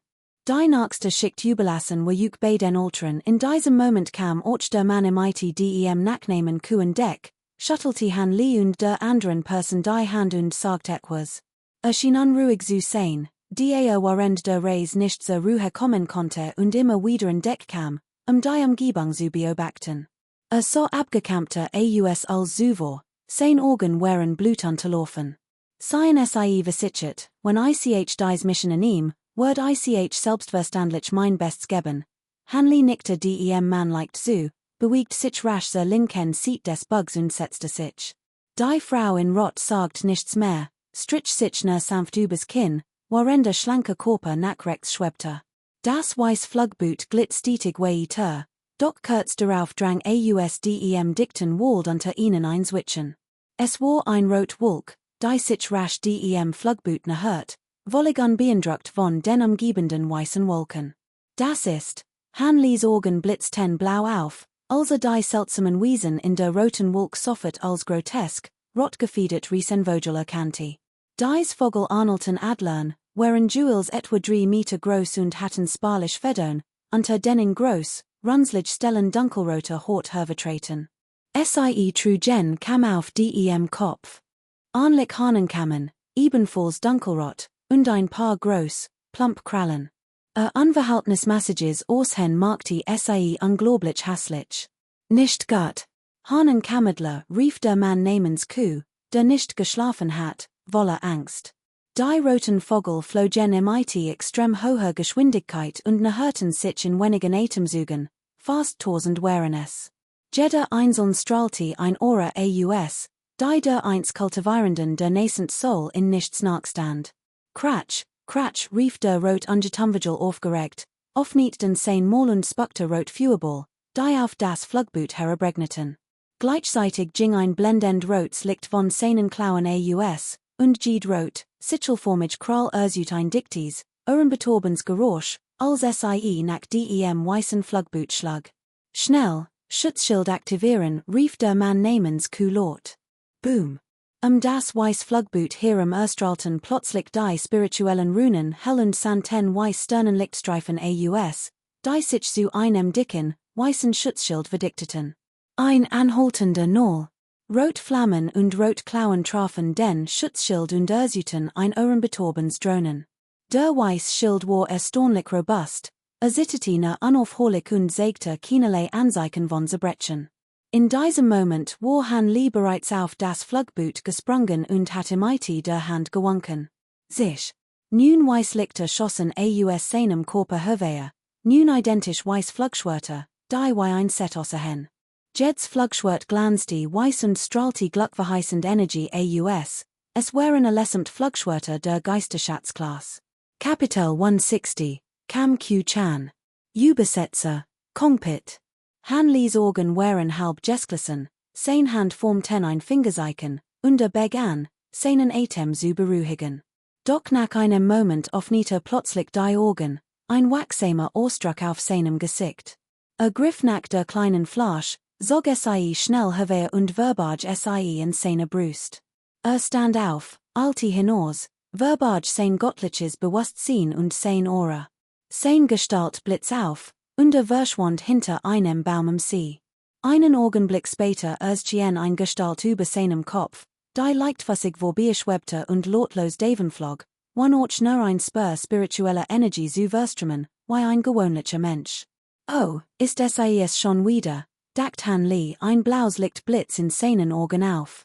Es war tatsächlich die Frau, die sich zuvor mit im Aus der schwarzen Windmeerregion teleportiert und später dem Escortteam angeschlossen hat, die Frau im rosa Kleid. Die sie in nicht im Visier hat, wollte Hanley keinen Arger voraussagen. Außerdem schien Flug nicht besonders schnell zu sein. Scheinbar Verstolins Verhalten, mit dem sie ihr Aura verbergen wollte, weckte Hanleys Misstrauen. Es ist so spät, und dies Frau ist allein. Was führt sie nur im Schilder, dachte kurz nach, dann schnippte mit dem Handgelenk und ließ einen violetten Tai-Watching Talisman erstrahlen. Sofort blitz ein violettes Licht in seinen Fingerspitzen auf, und sein Gestalt verschwam, war vollständig verborgen.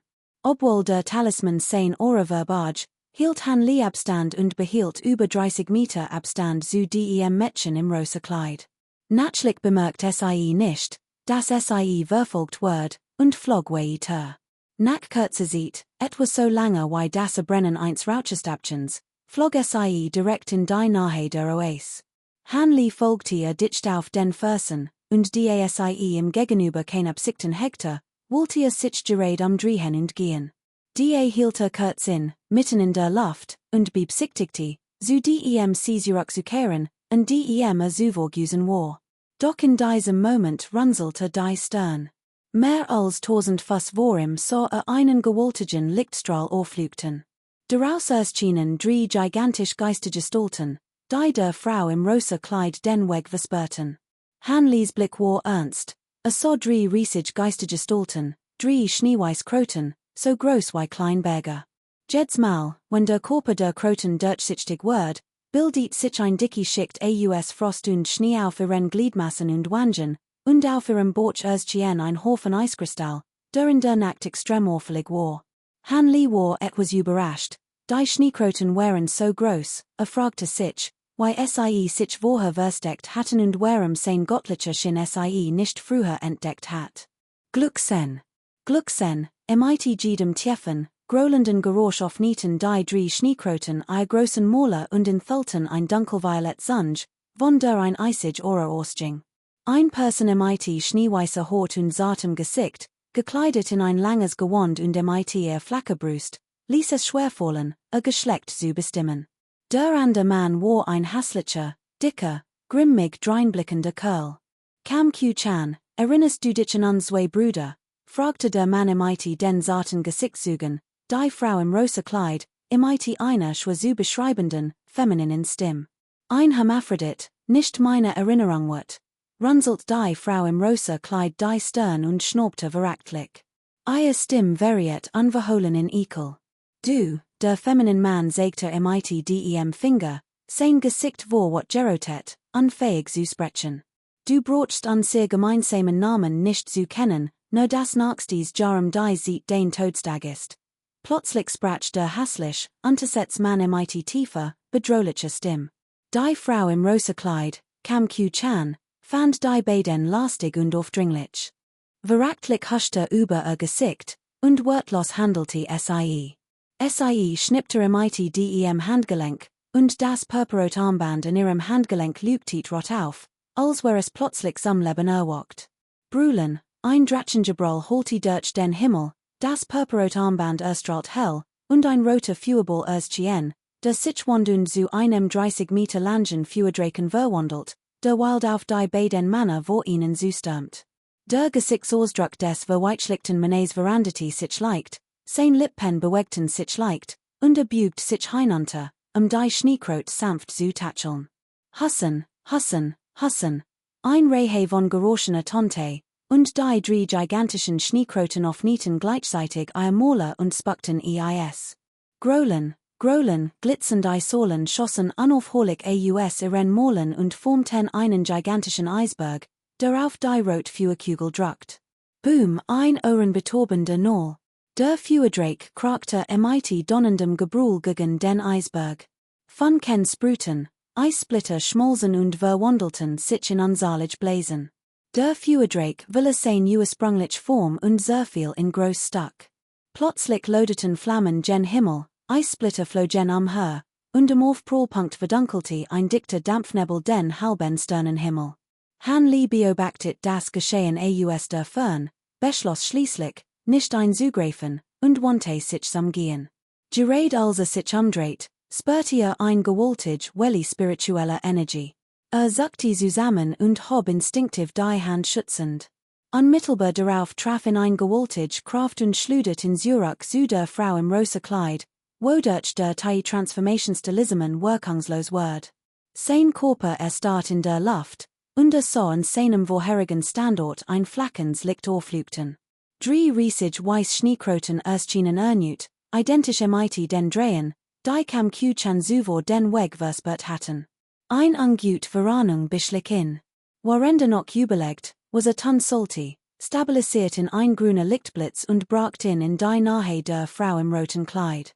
Haha, wenn du gekommen bist, zu helfen, warum versteckst du dich dann?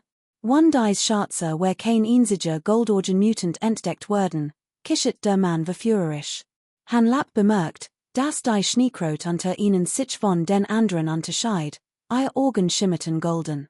Ich bin nur vorbeigekommen, ich heb nicht die Absicht, mich in your Angelegenheiten einzumischen, sagt Hanley kalt und warf ihnen einen Blick zu. Kapitel 161, Einkreisung. Übersetzer, Loki 1994 when mir deoist kam vertraut, word ichs versuchen, antwortet Hanley one zu sagen. Kam Jojen sagt nichts mehr, sondern sprach die Beschworung schneller, und die Flammen im seinen Körper verstärkten sich augenblicklich. Hanley bemerkt sofort, dass der Feuerfäden, der SIE beid Verband, plötzlich dicker word. Die purpurroten Flammen, die seinen Körper umhalten, nahmen Zahl und Intensität zu und mildeten die umgebend kalte etwas. Ein blaues Licht flackert in seinen Augen auf und huschte schnell über die umgebenden Sternenwand. Blitzschnell bewegt sich vorwärts. Sein Körper war von einer Schicht roter Flammen geschützt, sodass die drückend Kälte im Korn etwas anheben konnte. Plötzlich blieb vor der Sternenwand stehen, hob ein Hand, und goldene Schuppen erschienen in seinem Arm. Schlag zu. Ein lautes Boom holte weiter. Hanleys Faust, umhüllt von intensiven Flammen, schlug wiederholt gegen die Sternenwand. Ein heftiges Beben erschüttert die Sternenwand vor ihm, die plötzlich erzitterte und blendend weißes Licht ausstrahlt. Doch sie zerbrach nicht einmal ein Riss entstand. In diesem Moment geschah ein seltsames Phänomen, ein silbernes Licht schoss aus der Sternenwand hervor, breitet sich rasch aus und umhüllt ihn. Blitzschnell erstarrt Hanley mitsamt den in umgebenden purpurnen Flammen zu eis. Wie erwartet, dacht gan Jojen, als Hanley in ein Eisstatue verwandelt sah. Gesichtsausdruck variiert kein Überraschung, als wäre es nicht unerwartet gekommen. Stattdessen grübelt einen Moment lang und murmelt vor sich hin. Offenbar hat dies vorausgesehen und Hanley absichtlich als Versuchsobjekt benutzt, die Kaltenergie der Sternenwand zu testen. Doch bever den Satz binden konnte, ertönte ein lauter Null. Das Goldin Licht Hanley verstärkte sich, splittete das ISM in Hirem und befreit ihn. Lieber deoist Liu, dein Körperkraft ist wirklich gewaltig. Du scheinst ein Meister der doppelten Kultivierung von Körper und Dame zu sein. Ich heb dich unterschätzt, sagt gan Jojen etwas überrascht und lobte in sofort von ganzem Herzen. Wenn es noch einmal vorkommt, mach mir nicht Vorwurf, wenn ich rücksichtslos bin, erwidert Hanley cool.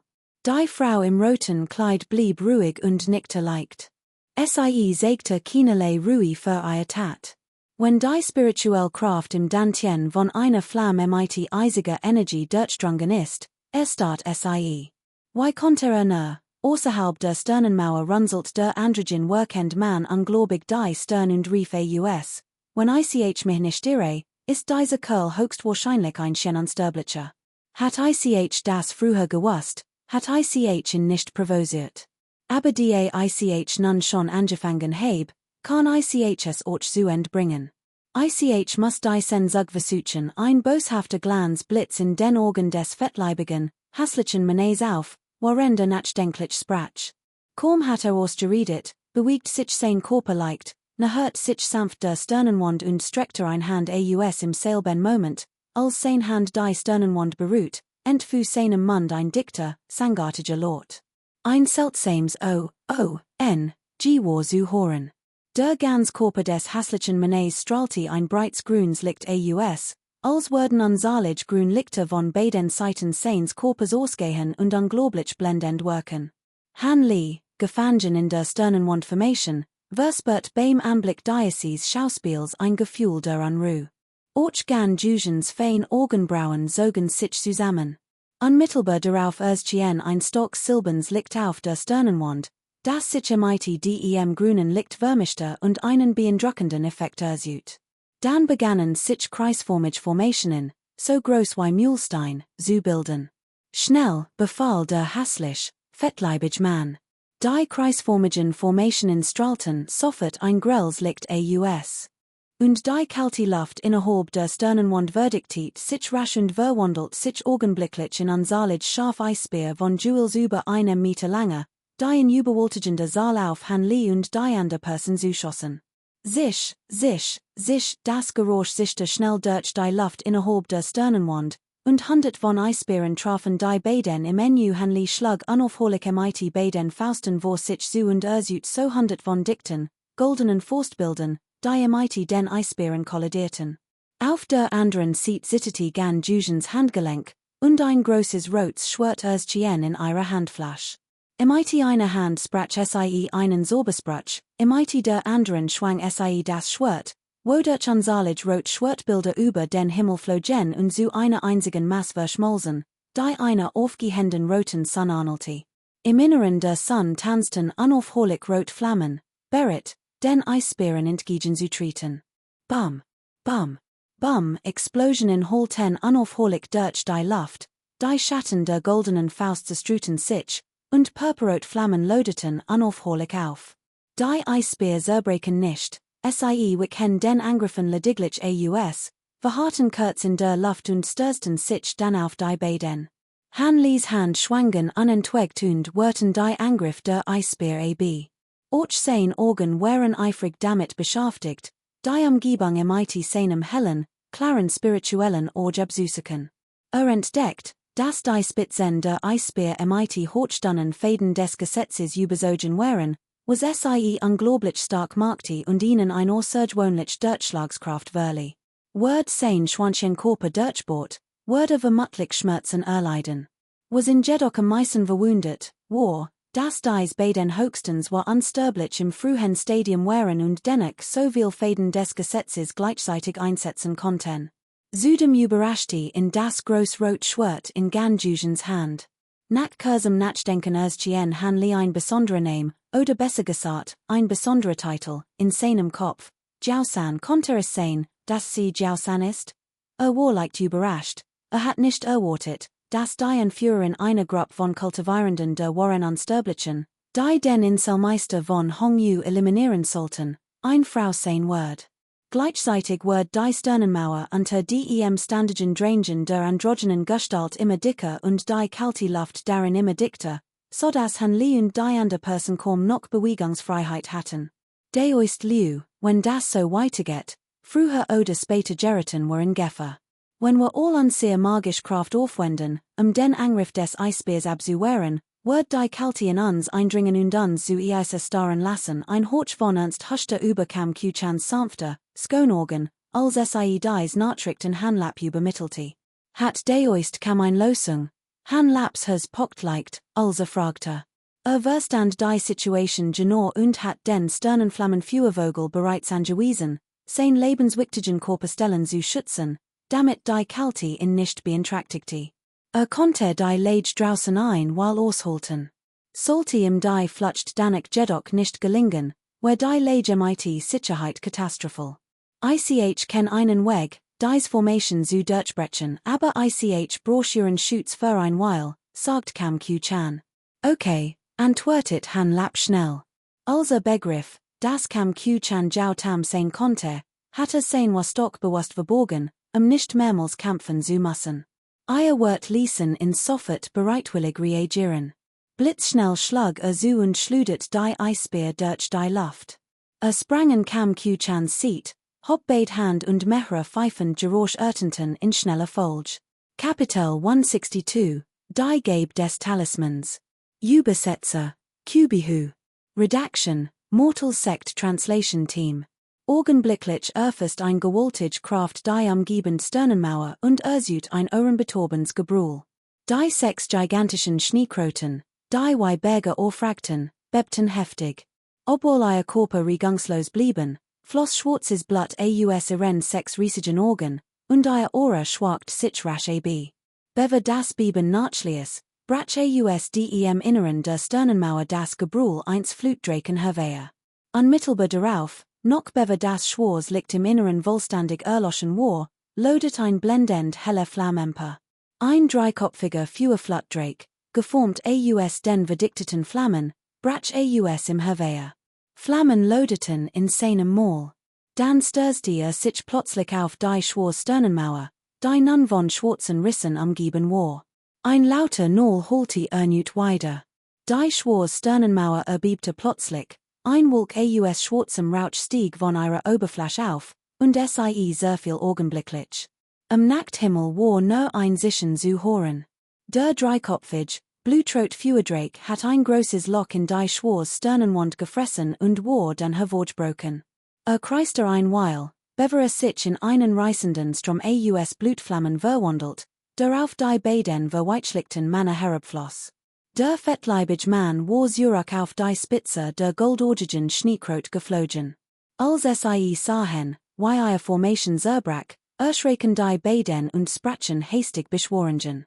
Augenblicklich öffneten sechs Schneekroten ihre Mäuler und stießen einen gewaltigen Strom schwarzer, kalter Luft aus, der sich in der Luft zu einer Eiswand verdictet und auf den Strom aus Blutflammen traf. In diesem Moment tauchte Hanlis Gestalt aus einer Stelle nahe der zuvor sichtbaren Sternenwand auf.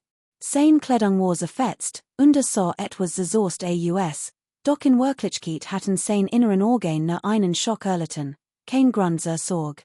Hob den Kopf und blickte auf den lodenden Fluss aus Blutflammen, ein vielschichtiger Ausdruck in seinen Augen. In diesem Flammenmeer während sich nicht nur die reine Kraft des Feuers, sondern auch die des Bluts, die wegen die Aura des himmlischen Inselherrschers von Hongyu erinnert. Sein Blick wandert zu Ganjojen.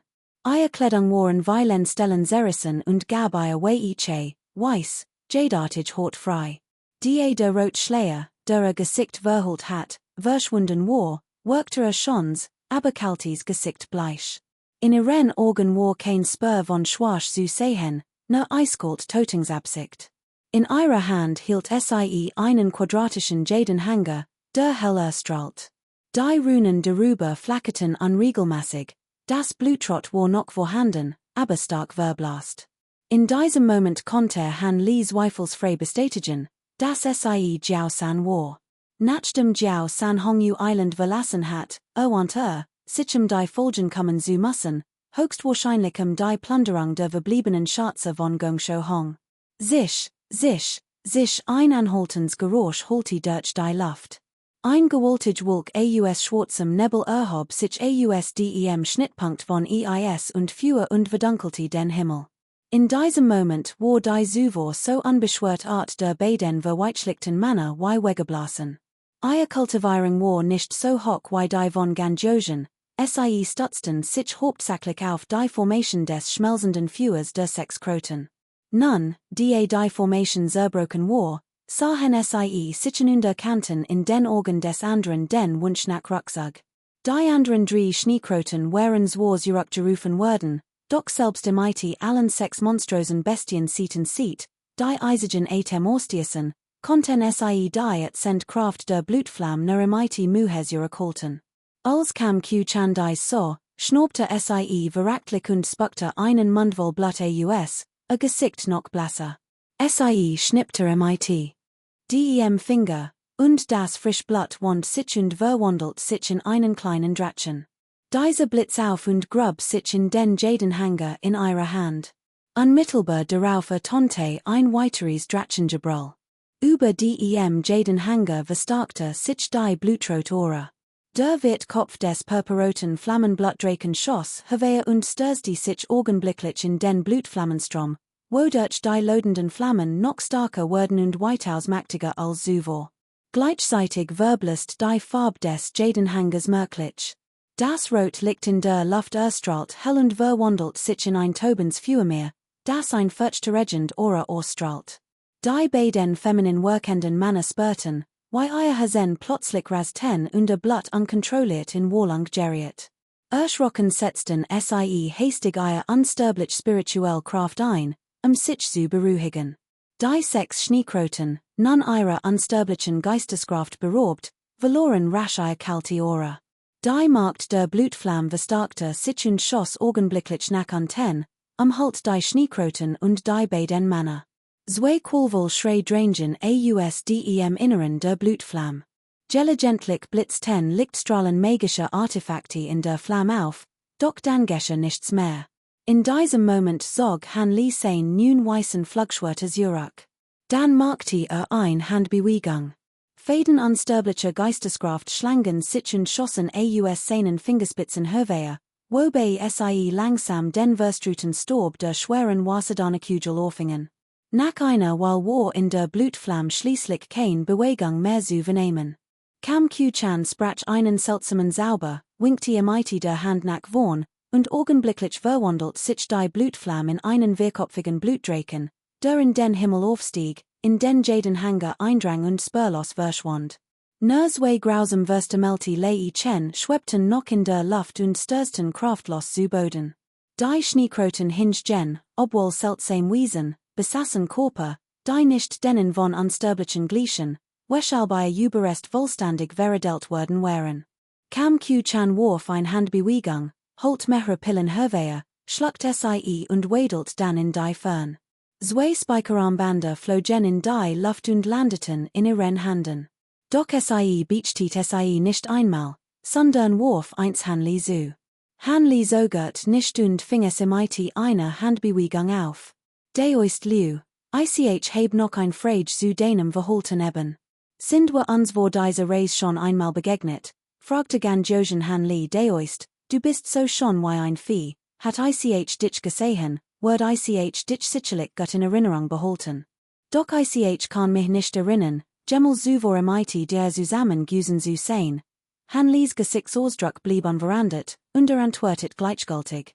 Als Ganjosen dies hort, verrenkten sich ihre schonen Augen leicht. Offensichtlich glaubte sie Han Li's Worten nicht. Sie wollte jedoch nicht weiter nachhaken und sagt langsam, ydem du hast mir hüt einen Gefallen getan. Und Ganjosen, wollte noch niemandem etwas schuldig sein. Betracht diesen Chingfeng Verschluss unsterblichen Talisman als Zeichen deiner Dankbarkeit, damit schnippte sie mit dem Handgelenk, und ein purpurfarbener Geistertalisman schwebte aus ihrem Armel zu Han Li. Han Li hob die Hand und winkte sanft damit. Der Talisman fiel in sein Hand. Kapitel 163, die Bedrohung durch die Bestienflut. Übersetzer, Tui Fong plus Doc Hon. Ein Horch von Zweifel huschte über die Augen des Begleiters der Integrationsstufe, der sofort den Kopf schüttelte. Es handelte sich jedoch nur nieder Schwarzröcken Eisenechsen, denen kein Beachtung schenkte. Auch der an der Begleiter entdeckt schnell den Aufenthaltsort der Schwarzröcken Eisenechsen, doch wie diese überlegt auch kurz und schenkte ihnen kein weitere Beachtung. Das Flugboot flog weiter, und die Minen der beiden Begleiter der Integrationsstufe wurden allmählich ernster. Immer mehr Eisenechsen tauchten vor ihnen auf. Zuerst waren es nur wenig seltene Exemplare, doch später erschienen sie in Gruppen, und auch ihr Stock nahm zu. Eisenechsen mit einer Kultivierung jenseits der Konfirmationsstufe und Korpen von der Groß von Wasserfassen tauchten auf. Bruder Lu, ich heb das Gefühl, dass hier etwas nicht stimmt, der Diener links sagt leise, was meinst du mit daoistischer Chi? Der Diener Liu rechts schien nachzudenken, wollte etwas sagen, schwieg aber. Obwohl die spirituellen Sinne der übrigen Personen auf dem weißen Flugboot nicht so ausgeprägt waren wie die der beiden Diener, bemerkten sie allmählich unzählige Schwarzröcken Eisenechsen, die sich dort bewegten. Angesichts dieser ungewöhnlichen Situation fühlten sie sich etwas unwohl. Zwei Diener, Senior Liu, was ist mit den Eisenechsen hier los? Fragte der Mann besorgt. Das ist noch unklar. Schwarzröcken Eisenechsen sind nachtaktiv angeheuer. Wir sind ihnen schon tagsüber begegnet. Meiner Meinung nach sollten wir die Gelegenheit nutzen und schnellstmöglich von hier verschwinden. Es sollte kein unverhörtlichen Zwischenfall geben. Die beiden Diener sahen den Mann und sagten, schickt die Truppen los und fliegte mit voller Geschwindigkeit vorwärts. Der Mann mit dem Nachnamen hort dies, winkte lautstark und rief etwas.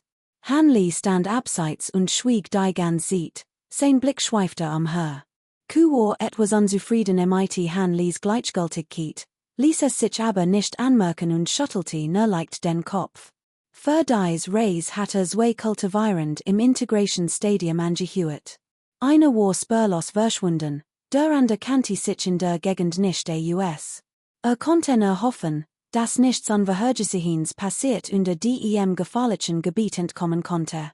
Das Flugboot flog weiter, die Schwerkraft nahm unter dem Boden zu. Obwohl das weiss Flugboot von hoher Qualität war, wirkte sich sein immens groß stark auf es aus sein Geschwindigkeit verringert sich merklich. Die Anzahl der Schwarzrückeneisenechsen war ihnen wird immer größer. Mehrere Eisengolems in der Fern brüllten unaufhörlich auf das Flugboot zu, als wollten sie es angreifen.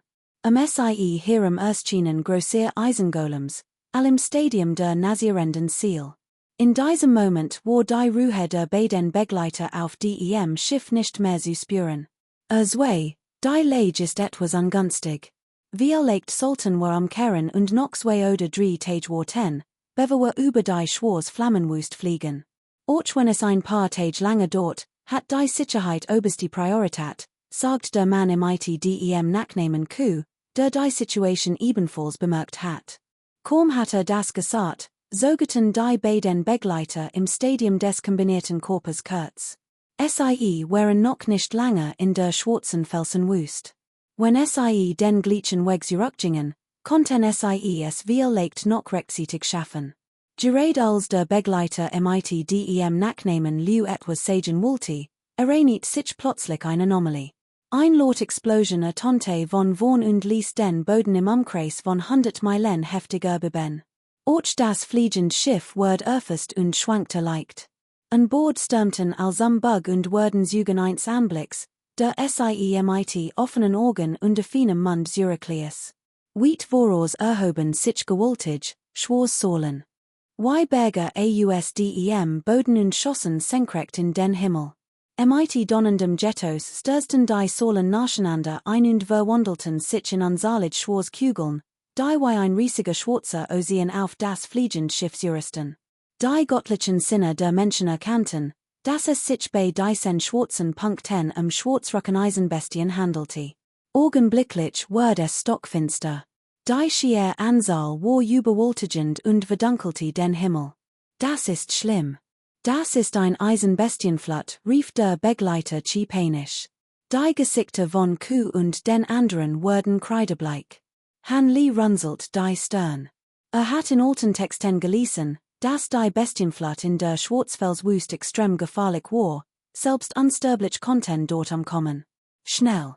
Dreht das Boot schrie Q, schweißgebadet. Das Flugboot geriet in heilloses Chaos, rannten wild hin und her. Das weiss Flugboot strahlte ein grelles weißes Licht aus, hielt abrupten, et schnell die Richtung und floh. Doch bevor es weit fliegen konnte, ertönte ein weitere laut Explosion. Der Boden riss auf, und unzählige Schwarzrückeneisenechsen stürzten hervor und versperrten dicht den Weg. Ein hinter dem weißen Flugboot in der Mitte, war es von unzähligen Eisenechsen umsingelt. Zwar gab es links und rechts noch einige Lücken, doch die Anzahl der Eisenechsen an beiden Enden war immens. Zudem strömten sie von beiden Seiten heran und umsingelten das weiße Flugboot vollständig. Das Schiff befand sich in einer verzweifelten Lage. An Bord erblickten all. Angesichts dieser großen Anzahl angreifender Schwarzrückeneisenechsen wird selbst ein robustes Schiff dem Angriff wohl nicht lange standhalten können. 3 Senioren, was sollen wir tun? Der Mann im dem Nachnamen Q war schweißgebadet, sein ganzer Körper zitterte, als Lee und die beiden Begleiter ansah. Die Gesichter der beiden Begleiter im Stadium des Vereinigten Körpers verfinsterten sich. Ihnen blieb nur der Kampf bis zum Tod. Mit ihrer Kultivierung bot ihnen die Flucht vom fliegenden Schiff ein 50% Chance, dieser gefährlichen Situation zu entkommen. Doch sie gehörten der Chungchuan Handlervereinigung an, einer der 3 größten Handlervereinigungen im Reich der Unsterblichen, und es war ihr Pflicht, die Götter der Vereinigung in Gefahrenzeiten zu schützen. Würden sie gleich zu Beginn des Kampfes fliehen, wären sie für immer enttarnt konnten weder auf diesem Kontinent noch im gesamten nördlichen Reich der Unsterblichen ihren Lebensunterhalt bestreiten. Lee runzelt die Stirn, blieb aber ruhig. Blickte nach links und rechts und stieß dann einen leisen Ausruf aus deoist Liu, es du etwas herausgefunden, fragte der Begleiter mit dem Nachnamen Liu angesichts der Situation eilig. Seit Genor hin, es scheint, als hatten es die Eisenschlangen nicht auf uns abgesehen, sagt Han Lee und zeigte mit dem Finger. Die anderen horten das und blickten erschrocken zurück. Die beiden Begleiter blickten freudig und betrübt zugleich. Die Eisenschlangen links und rechts hatten sich verbündet und begannen nun, sich in der Luft wild zu beißen und zu schlagen. Bei Genorem Hinterhen bemerkten all Unterschied zwischen den vorderen und hinteren Eisenschlangen. Die Hort der vorderen weis ein dunkelrotes Muster auf, während die Hort der hinteren pechschwarz war. Das scheinen zwei verschiedene Arten zu sein, ich weiß. Das sind zwei Herden schwarzröcken Eisenechsen, die im Territorium kämpfen. Kein Wunder, dass es Kapitel 164 verborgen macht. Übersetzer, Cockpit. Lektor, Mortal Sect Translation Team. Ein gewaltig Aura ging von der Eisenechse vor ihnen aus und erreicht die Fusionstufe. Brüllen, beveragengemand reagieren konnte, tonte von hinten ein weiteres ohrenbetäubendes Brüllen. Der Boden explodiert, und gleichzeitig tauchte ein Riesenechse aus dem Boden auf, so groß wie die schwarzröcken Eisenechse eben in der Fusionstufe. Sie so unglaublich wild und bösartig aus, mit leuchtend roten Mustern auf dem Rücken und einem Paar sehr lange, dunkelrote Horne auf dem Kopf. Auch dies Riesenechse mit den roten Mustern auf dem Rücken besaß die Kultivierung der Fusionstufe. Das ist der Eisenechsenkönig. Kein Wunder, dass so viel Eisenechsen eingesetzt werden, die Pupillen des Begleiters mit dem Nachnamen Luverengten sich. Holt tief Luft und murmelt dann, einen Dieb zu fangen, muss man zuerst den König fangen. Wenn der Eisenechsenkönig ausgeschaltet ist, wird dieser Kampf dann enden. Der Mann mit dem Nachnamen hort dies, sein Augen leuchteten auf, und sagt, obwohl dem so ist, sind beide Seiten gleichstark, und ich fürchte, es ist unmöglich, in Kürze Zeit einen Siege zu ermitteln. Unter normalen Umständen konnten wir all unsere Techniken einsetzen oder einen Weg finden, dies bei den Eisenechsenkönig zu töten, aber jetzt, der Begleiter mit dem Nachnamen blickte auf die überwältigende Anzahl der Eisenechsen, die unaufhörlich kämpften, schüttelte den Kopf und seufzte. Während die beiden sich unterhielten, sahen sich die beiden Eisenechsenkönig und stürmten blitzschnell aufeinander zu. Boom! In der Luft, nicht weit vom Raumschiff entfernt, kollidierten die beiden kolossalen Gestalten mit einer ohrenbetäubenden, tiefen Explosion und lieferten sich einen erbitterten Kampf. Die Explosionen dauerten unaufhörlich. Heftig Energiewellen breiteten sich in all Richtungen aus, vermischt mit blendend rotem Licht. Die kleineren Eisenechsen in der Umgebung wurden auseinandergerissen, einige sogar von den Lichtquellen in Fetzen gerissen. Auch das weiße Raumschiff wurde von den heftigen Energiewellen erfasst. Der schützende Lichtschild vibriert unaufhörlich. Der Kampf zwischen den kleinen Eisenwesen verschärfte sich, so dass das Raumschiff eines schwanken geriet und sich betrachtlich zurückzog. Nein, das Raumschiff holt nicht mehr lange durch. Senior Liu, zwei, überlegt schnell eine Lösung, rief der Mann mit dem Nachnamen eindringlich, als den immer dünner werdenden Schutzschild betrachtet. Die beiden Kultivierenden im Integration Stadium konnten jedoch Nerven suchen, die angreifenden Eisenwesen mit ihren Techniken zu töten, gerieten dabei aber zunehmend in Bedrängnis und waren im Nachteil, sie konnten offensichtlich nichts mehr tun. Doch in diesem Moment hob Han Lee plötzlich die Hand und schnippte damit. Ein blendend weißes Licht, scheinbar ausdem nichts kommend, blendet all Anwesenden und machte es ihnen unmöglich, die Augen zu öffnen. In dem weißen Licht erschien ein seltsame Vibration, die das Bewusstsein aller Anwesenden gefangen hielt und es daran hindert, sich zu befreien. Im nächsten Moment blitz ein silbernes elektrisches Licht in Han Lees Körper auf. Verschwand und tauchte hundert von Metern entfernt direkt über den beiden Riesenechsen wieder auf. Sein Faust blitzten golden auf, nahmen dann einen blendenden Goldton an und trafen die Köpfe der beiden Riesenechsen im volle Wucht. Die beiden hatten kein Zeit zu reagieren. Peng! Ihre Köpfe explodierten wie Hühnereier. Gehirn vermischte sich mit frischem Blut und spritz überall hin. Bam! Die beiden Riesenechsen konnten nicht einmal schreien, bever sie zu zwei gigantischen Leichen werden, die vom Himmel fielen und schwur auf dem Boden aufschlugen. Ein Blitz suckte aus Han Lieskörper. Verschwand von seinem Platz und kehrte augenblicklich zu seiner vorherigen Position auf dem fliegenden Schiff zurück. Der ganze Vorgang dauert nur einen Augenblick, das gesamte Weißlicht, das die Luft erfüllt hat, blitz auf und verschwand spurlos. Alle auf dem fliegenden Schiff waren fassungslos. Was ist gerade passiert? Weißes Licht? Fragte jemand. Niemand antwortet. Die beiden Kultivierenden im Fusion Stadium rieben sich wie klein Munch den Kopf und wussten nicht, was geschehen war. Oh, dies beiden Eisenechsen, rief einer der beiden überrascht aus die stehenden Eisenechsen horten plötzlich auf zu morden, ihr Bluttransfugen, will den Augen verschwanden und wurden von entsetzten Ausdrücken abgelost. Nach einem Augenblick ertönten mehrere Wheelort der Eisenechsen. Die beiden Gruppen trennten sich und zogen sich schnell wie ein zurückweichend Flut in die Erde zurück. Im Menü war ihr Saal halbiert. Es war wie acht Wolken, die Sun jagen. Seht, die beiden Eisenechsen König sind tot, rief jemand und deutet auf die beiden Leichen der Eisenechsen König, die mehrere hundert Meter entfernt lagen. In diesem Moment wurden ihr Körper von mehreren kleinen Eisenwiesen in die Erde getragen. Die anderen waren entsetzt, und die beiden Kultivierenden im Integration Stadium wechselten Blicke, ihr Gesichtsausdruck veranderten sich. Bruder Kuh, angesichts dessen, was gerade passiert ist, sollten wir die Sen Ort meiner Meinung nach verlassen, sagt Han Li langsam. J.A., lasst uns schnell gehen, nickte der Mann im ITDEM Nachnamen Kuh mehrmals, dreht sich und ging. Das weiße Raumschiff erstrahlt in hellem Licht und flog im Höchstgeschwindigkeit davon. Als sahen, dass die restlichen Eisenechsen SIE nicht verfolgten, atmeten SIE erleichtert auf. Was ist denn gerade passiert? Fragten SIE.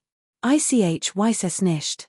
Plötzlich erschien ein weißes Licht, und dann wurden die beiden Eisenechsen König getötet, so wie es aussieht, war es wohl ein mächtiger, verborgener Expert.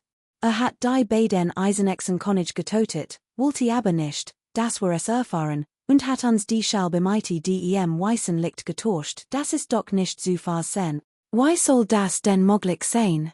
Ich denk, es war ein vorbesehender Unsterblicher, der das nebenbei erledigt hat.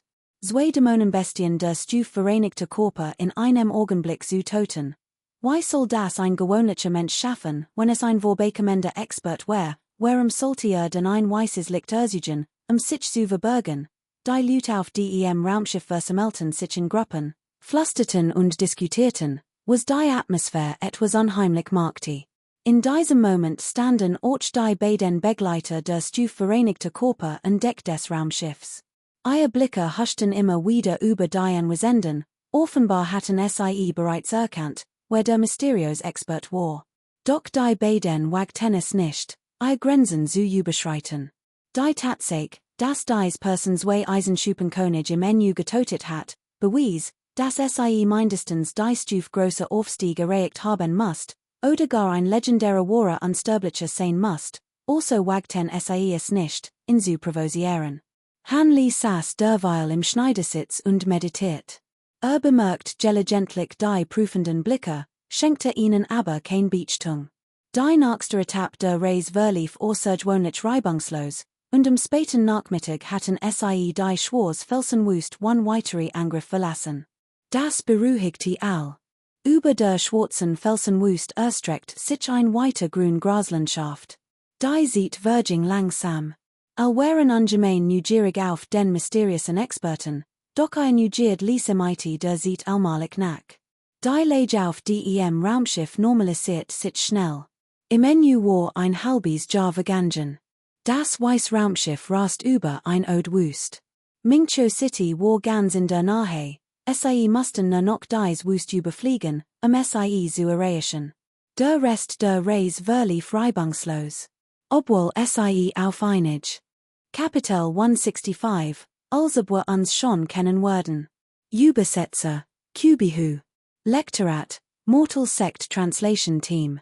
Zum Glück hat Ortester Lewis frühzeitig entdeckt, sonst wär es bei Einbruch der Nacht zu gefährlich geworden. In diesem Moment sagt der Mann mit dem Nachnamen Q, der neben Lee stand, freudig. Der ist Q, ich frage mich, was genau dies heftige Windkatastrophe ist, von der sprecht, fragte Lee sternrunzelnd. Heftige Windkatastrophe, stark Wind in großer Hoch, Sandsturm, Windsturm orteste Lü weiß es nicht, aber dies heftige Windkatastrophe ist ein neues Phänomen in dieser Wüste. Sie tritt selten auf, aber sobald der Wind aufkommt, wird in kürzester Zeit ein Gebiet von Hunderttausenden von Quadratkilometern in der Wüste vom Sturm hinweggefegt.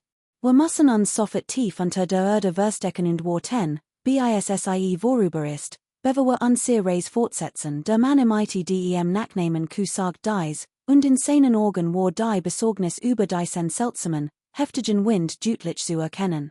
Das stimmt, ich habe dies Wüste schon mindestens 100-mal durchquert, und dies ist erst das zweite Mal, dass ich begegne. Woher konnte ich nur hilflos zusehen, wie ein Flugboot, noch bevor es den Boden berührt, vom tobenden Wind zerfetzt und zu Staub zermahlen wird, sagt der Begleiter mit einem Anflug von Furcht. Der Legend nach war dies Wüste einst ein Stadt. Doch einst tags fegte ein heftiger Wind hindurch. Die ganze Stadt verschwand und dies Wüste entstand. Der Begleiter schien etwas gedacht zu haben und fügte hinzu. Aha, Lee nickte langsam. Ach, dies Reis ist wirklich vom Pech verfolgt. Wir waren fast da, und dann gerieten wir in diesen heftigen Wind. Es sieht so aus, als mussten wir hier noch ein paar Tage warten. Der Mann schüttelte den Kopf und seufzt. Nachdem gesprochen hat, stand auf, die Ladung auf dem Flugboot auf Schäden zu überprüfen. Lee setzte sich im Schneidersitz hin und schloss die Augen. Während Lee und sein Gefahrten von heftigen Winden gepeitscht wurden, herrschte 100.000 Kilometer entfernt auf dem weiten Sandmeer Ruhe und Frieden. Ein Gebirgszug erstreckt sich über 1000 von Kilometern, umgeben von üppigen Walden, durchsetzte mighty Dörfern und Städten. Im Zentrum des Gebirges erhob sich ein gewaltig grün Stadt.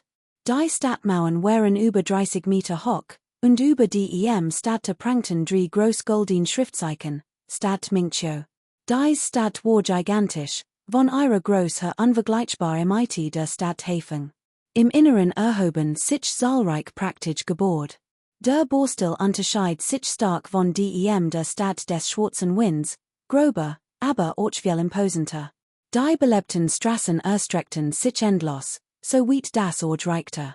Im Zentrum von Mincho ragte ein massiver weißer Turm empor, wie ein Kranich inmitten der umliegenden Architektur. Dies war in der Tat der Standort des Teleportationsfeldes in Mincho. Menschen kämen und gingen, sodass der Eingang zum Turm in Regim treiben war. Doch in diesem Moment traten zwei Gestalten nebeneinander aus dem großen Tor des weißen Turms. Der ein war ein fast 70-jähriger Mann mit strengem Blick, weißem Haar und Bart, gekleidet in ein funfarbiges Brokatgewand. Wirkte sehr imposant und umgab sich mit einer fast überirdischen Aura. Neben ihm stand ein junger Mann in Schwarz, gut aussehend und schneidig, mit stechenden Augen. Bruder Fang, wenn ich mich recht erinnere, gibt es für die nächste Etappe an Sierra Reis kein Teleportationsfeld. Und das schwarze Windmeer liegt im äußersten Westen des Kontinents. Ich habe gehört, dass es als an der Alsinfasch ist, dorthin zu gelangen. Der alte Mann im Brokatgewand öffnet den Mund und sagt, es ist noch so weit weg, wir wissen nicht einmal, ob der Kerl sich überhaupt noch im Gebiet des schwarzen Windmeers befindet. Vorsicht ist besser als Nachsicht. Bitte. Bruder Fong, diese mit Szene megi zu überprüfen. Fangban blickte zum Himmel auf und sagt, in Ordnung. Der alte Mann im Brokatgewand nickte leicht, dreht die Hand, und ein kompassformiges magisches Artefakt erschien. Sägte mit zwei Fingern auf die mit des Kompasses und murmelt ein Beschwörung. Während die Beschwörung nachklang, strahlte ein helles goldenes Licht vom Kompass aus. In unmittelbarer Nähe erschien darin ein ständig flackerndes rotes Licht. Oh, rief der alte Mann im Brokatgewand leise aus hat der Kerl das Gebiet des schwarzen Windmeers etwa schon verlassen. Fangbans Gesichtsausdruck variiert keine Überraschung. Bruder Fang hat recht.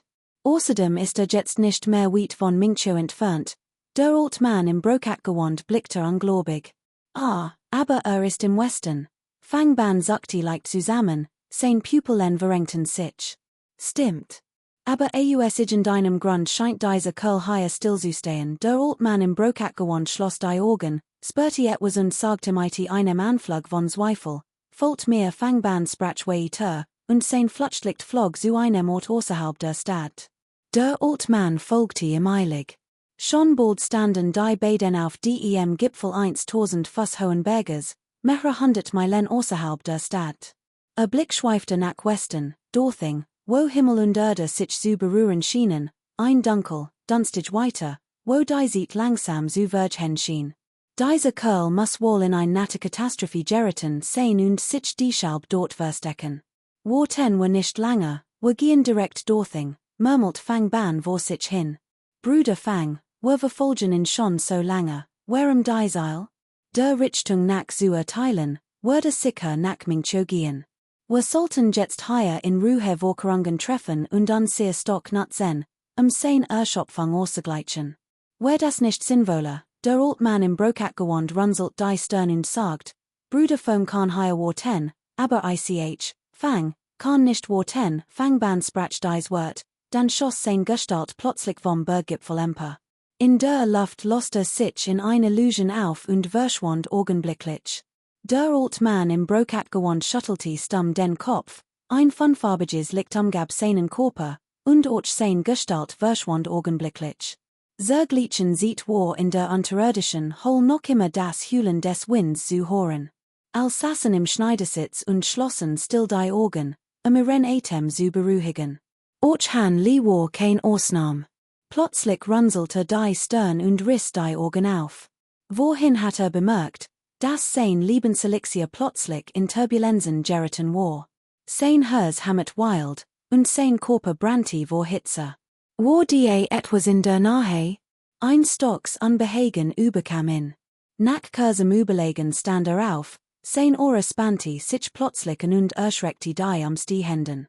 Sie öffneten schnell die Augen und blickten in misstrauischen.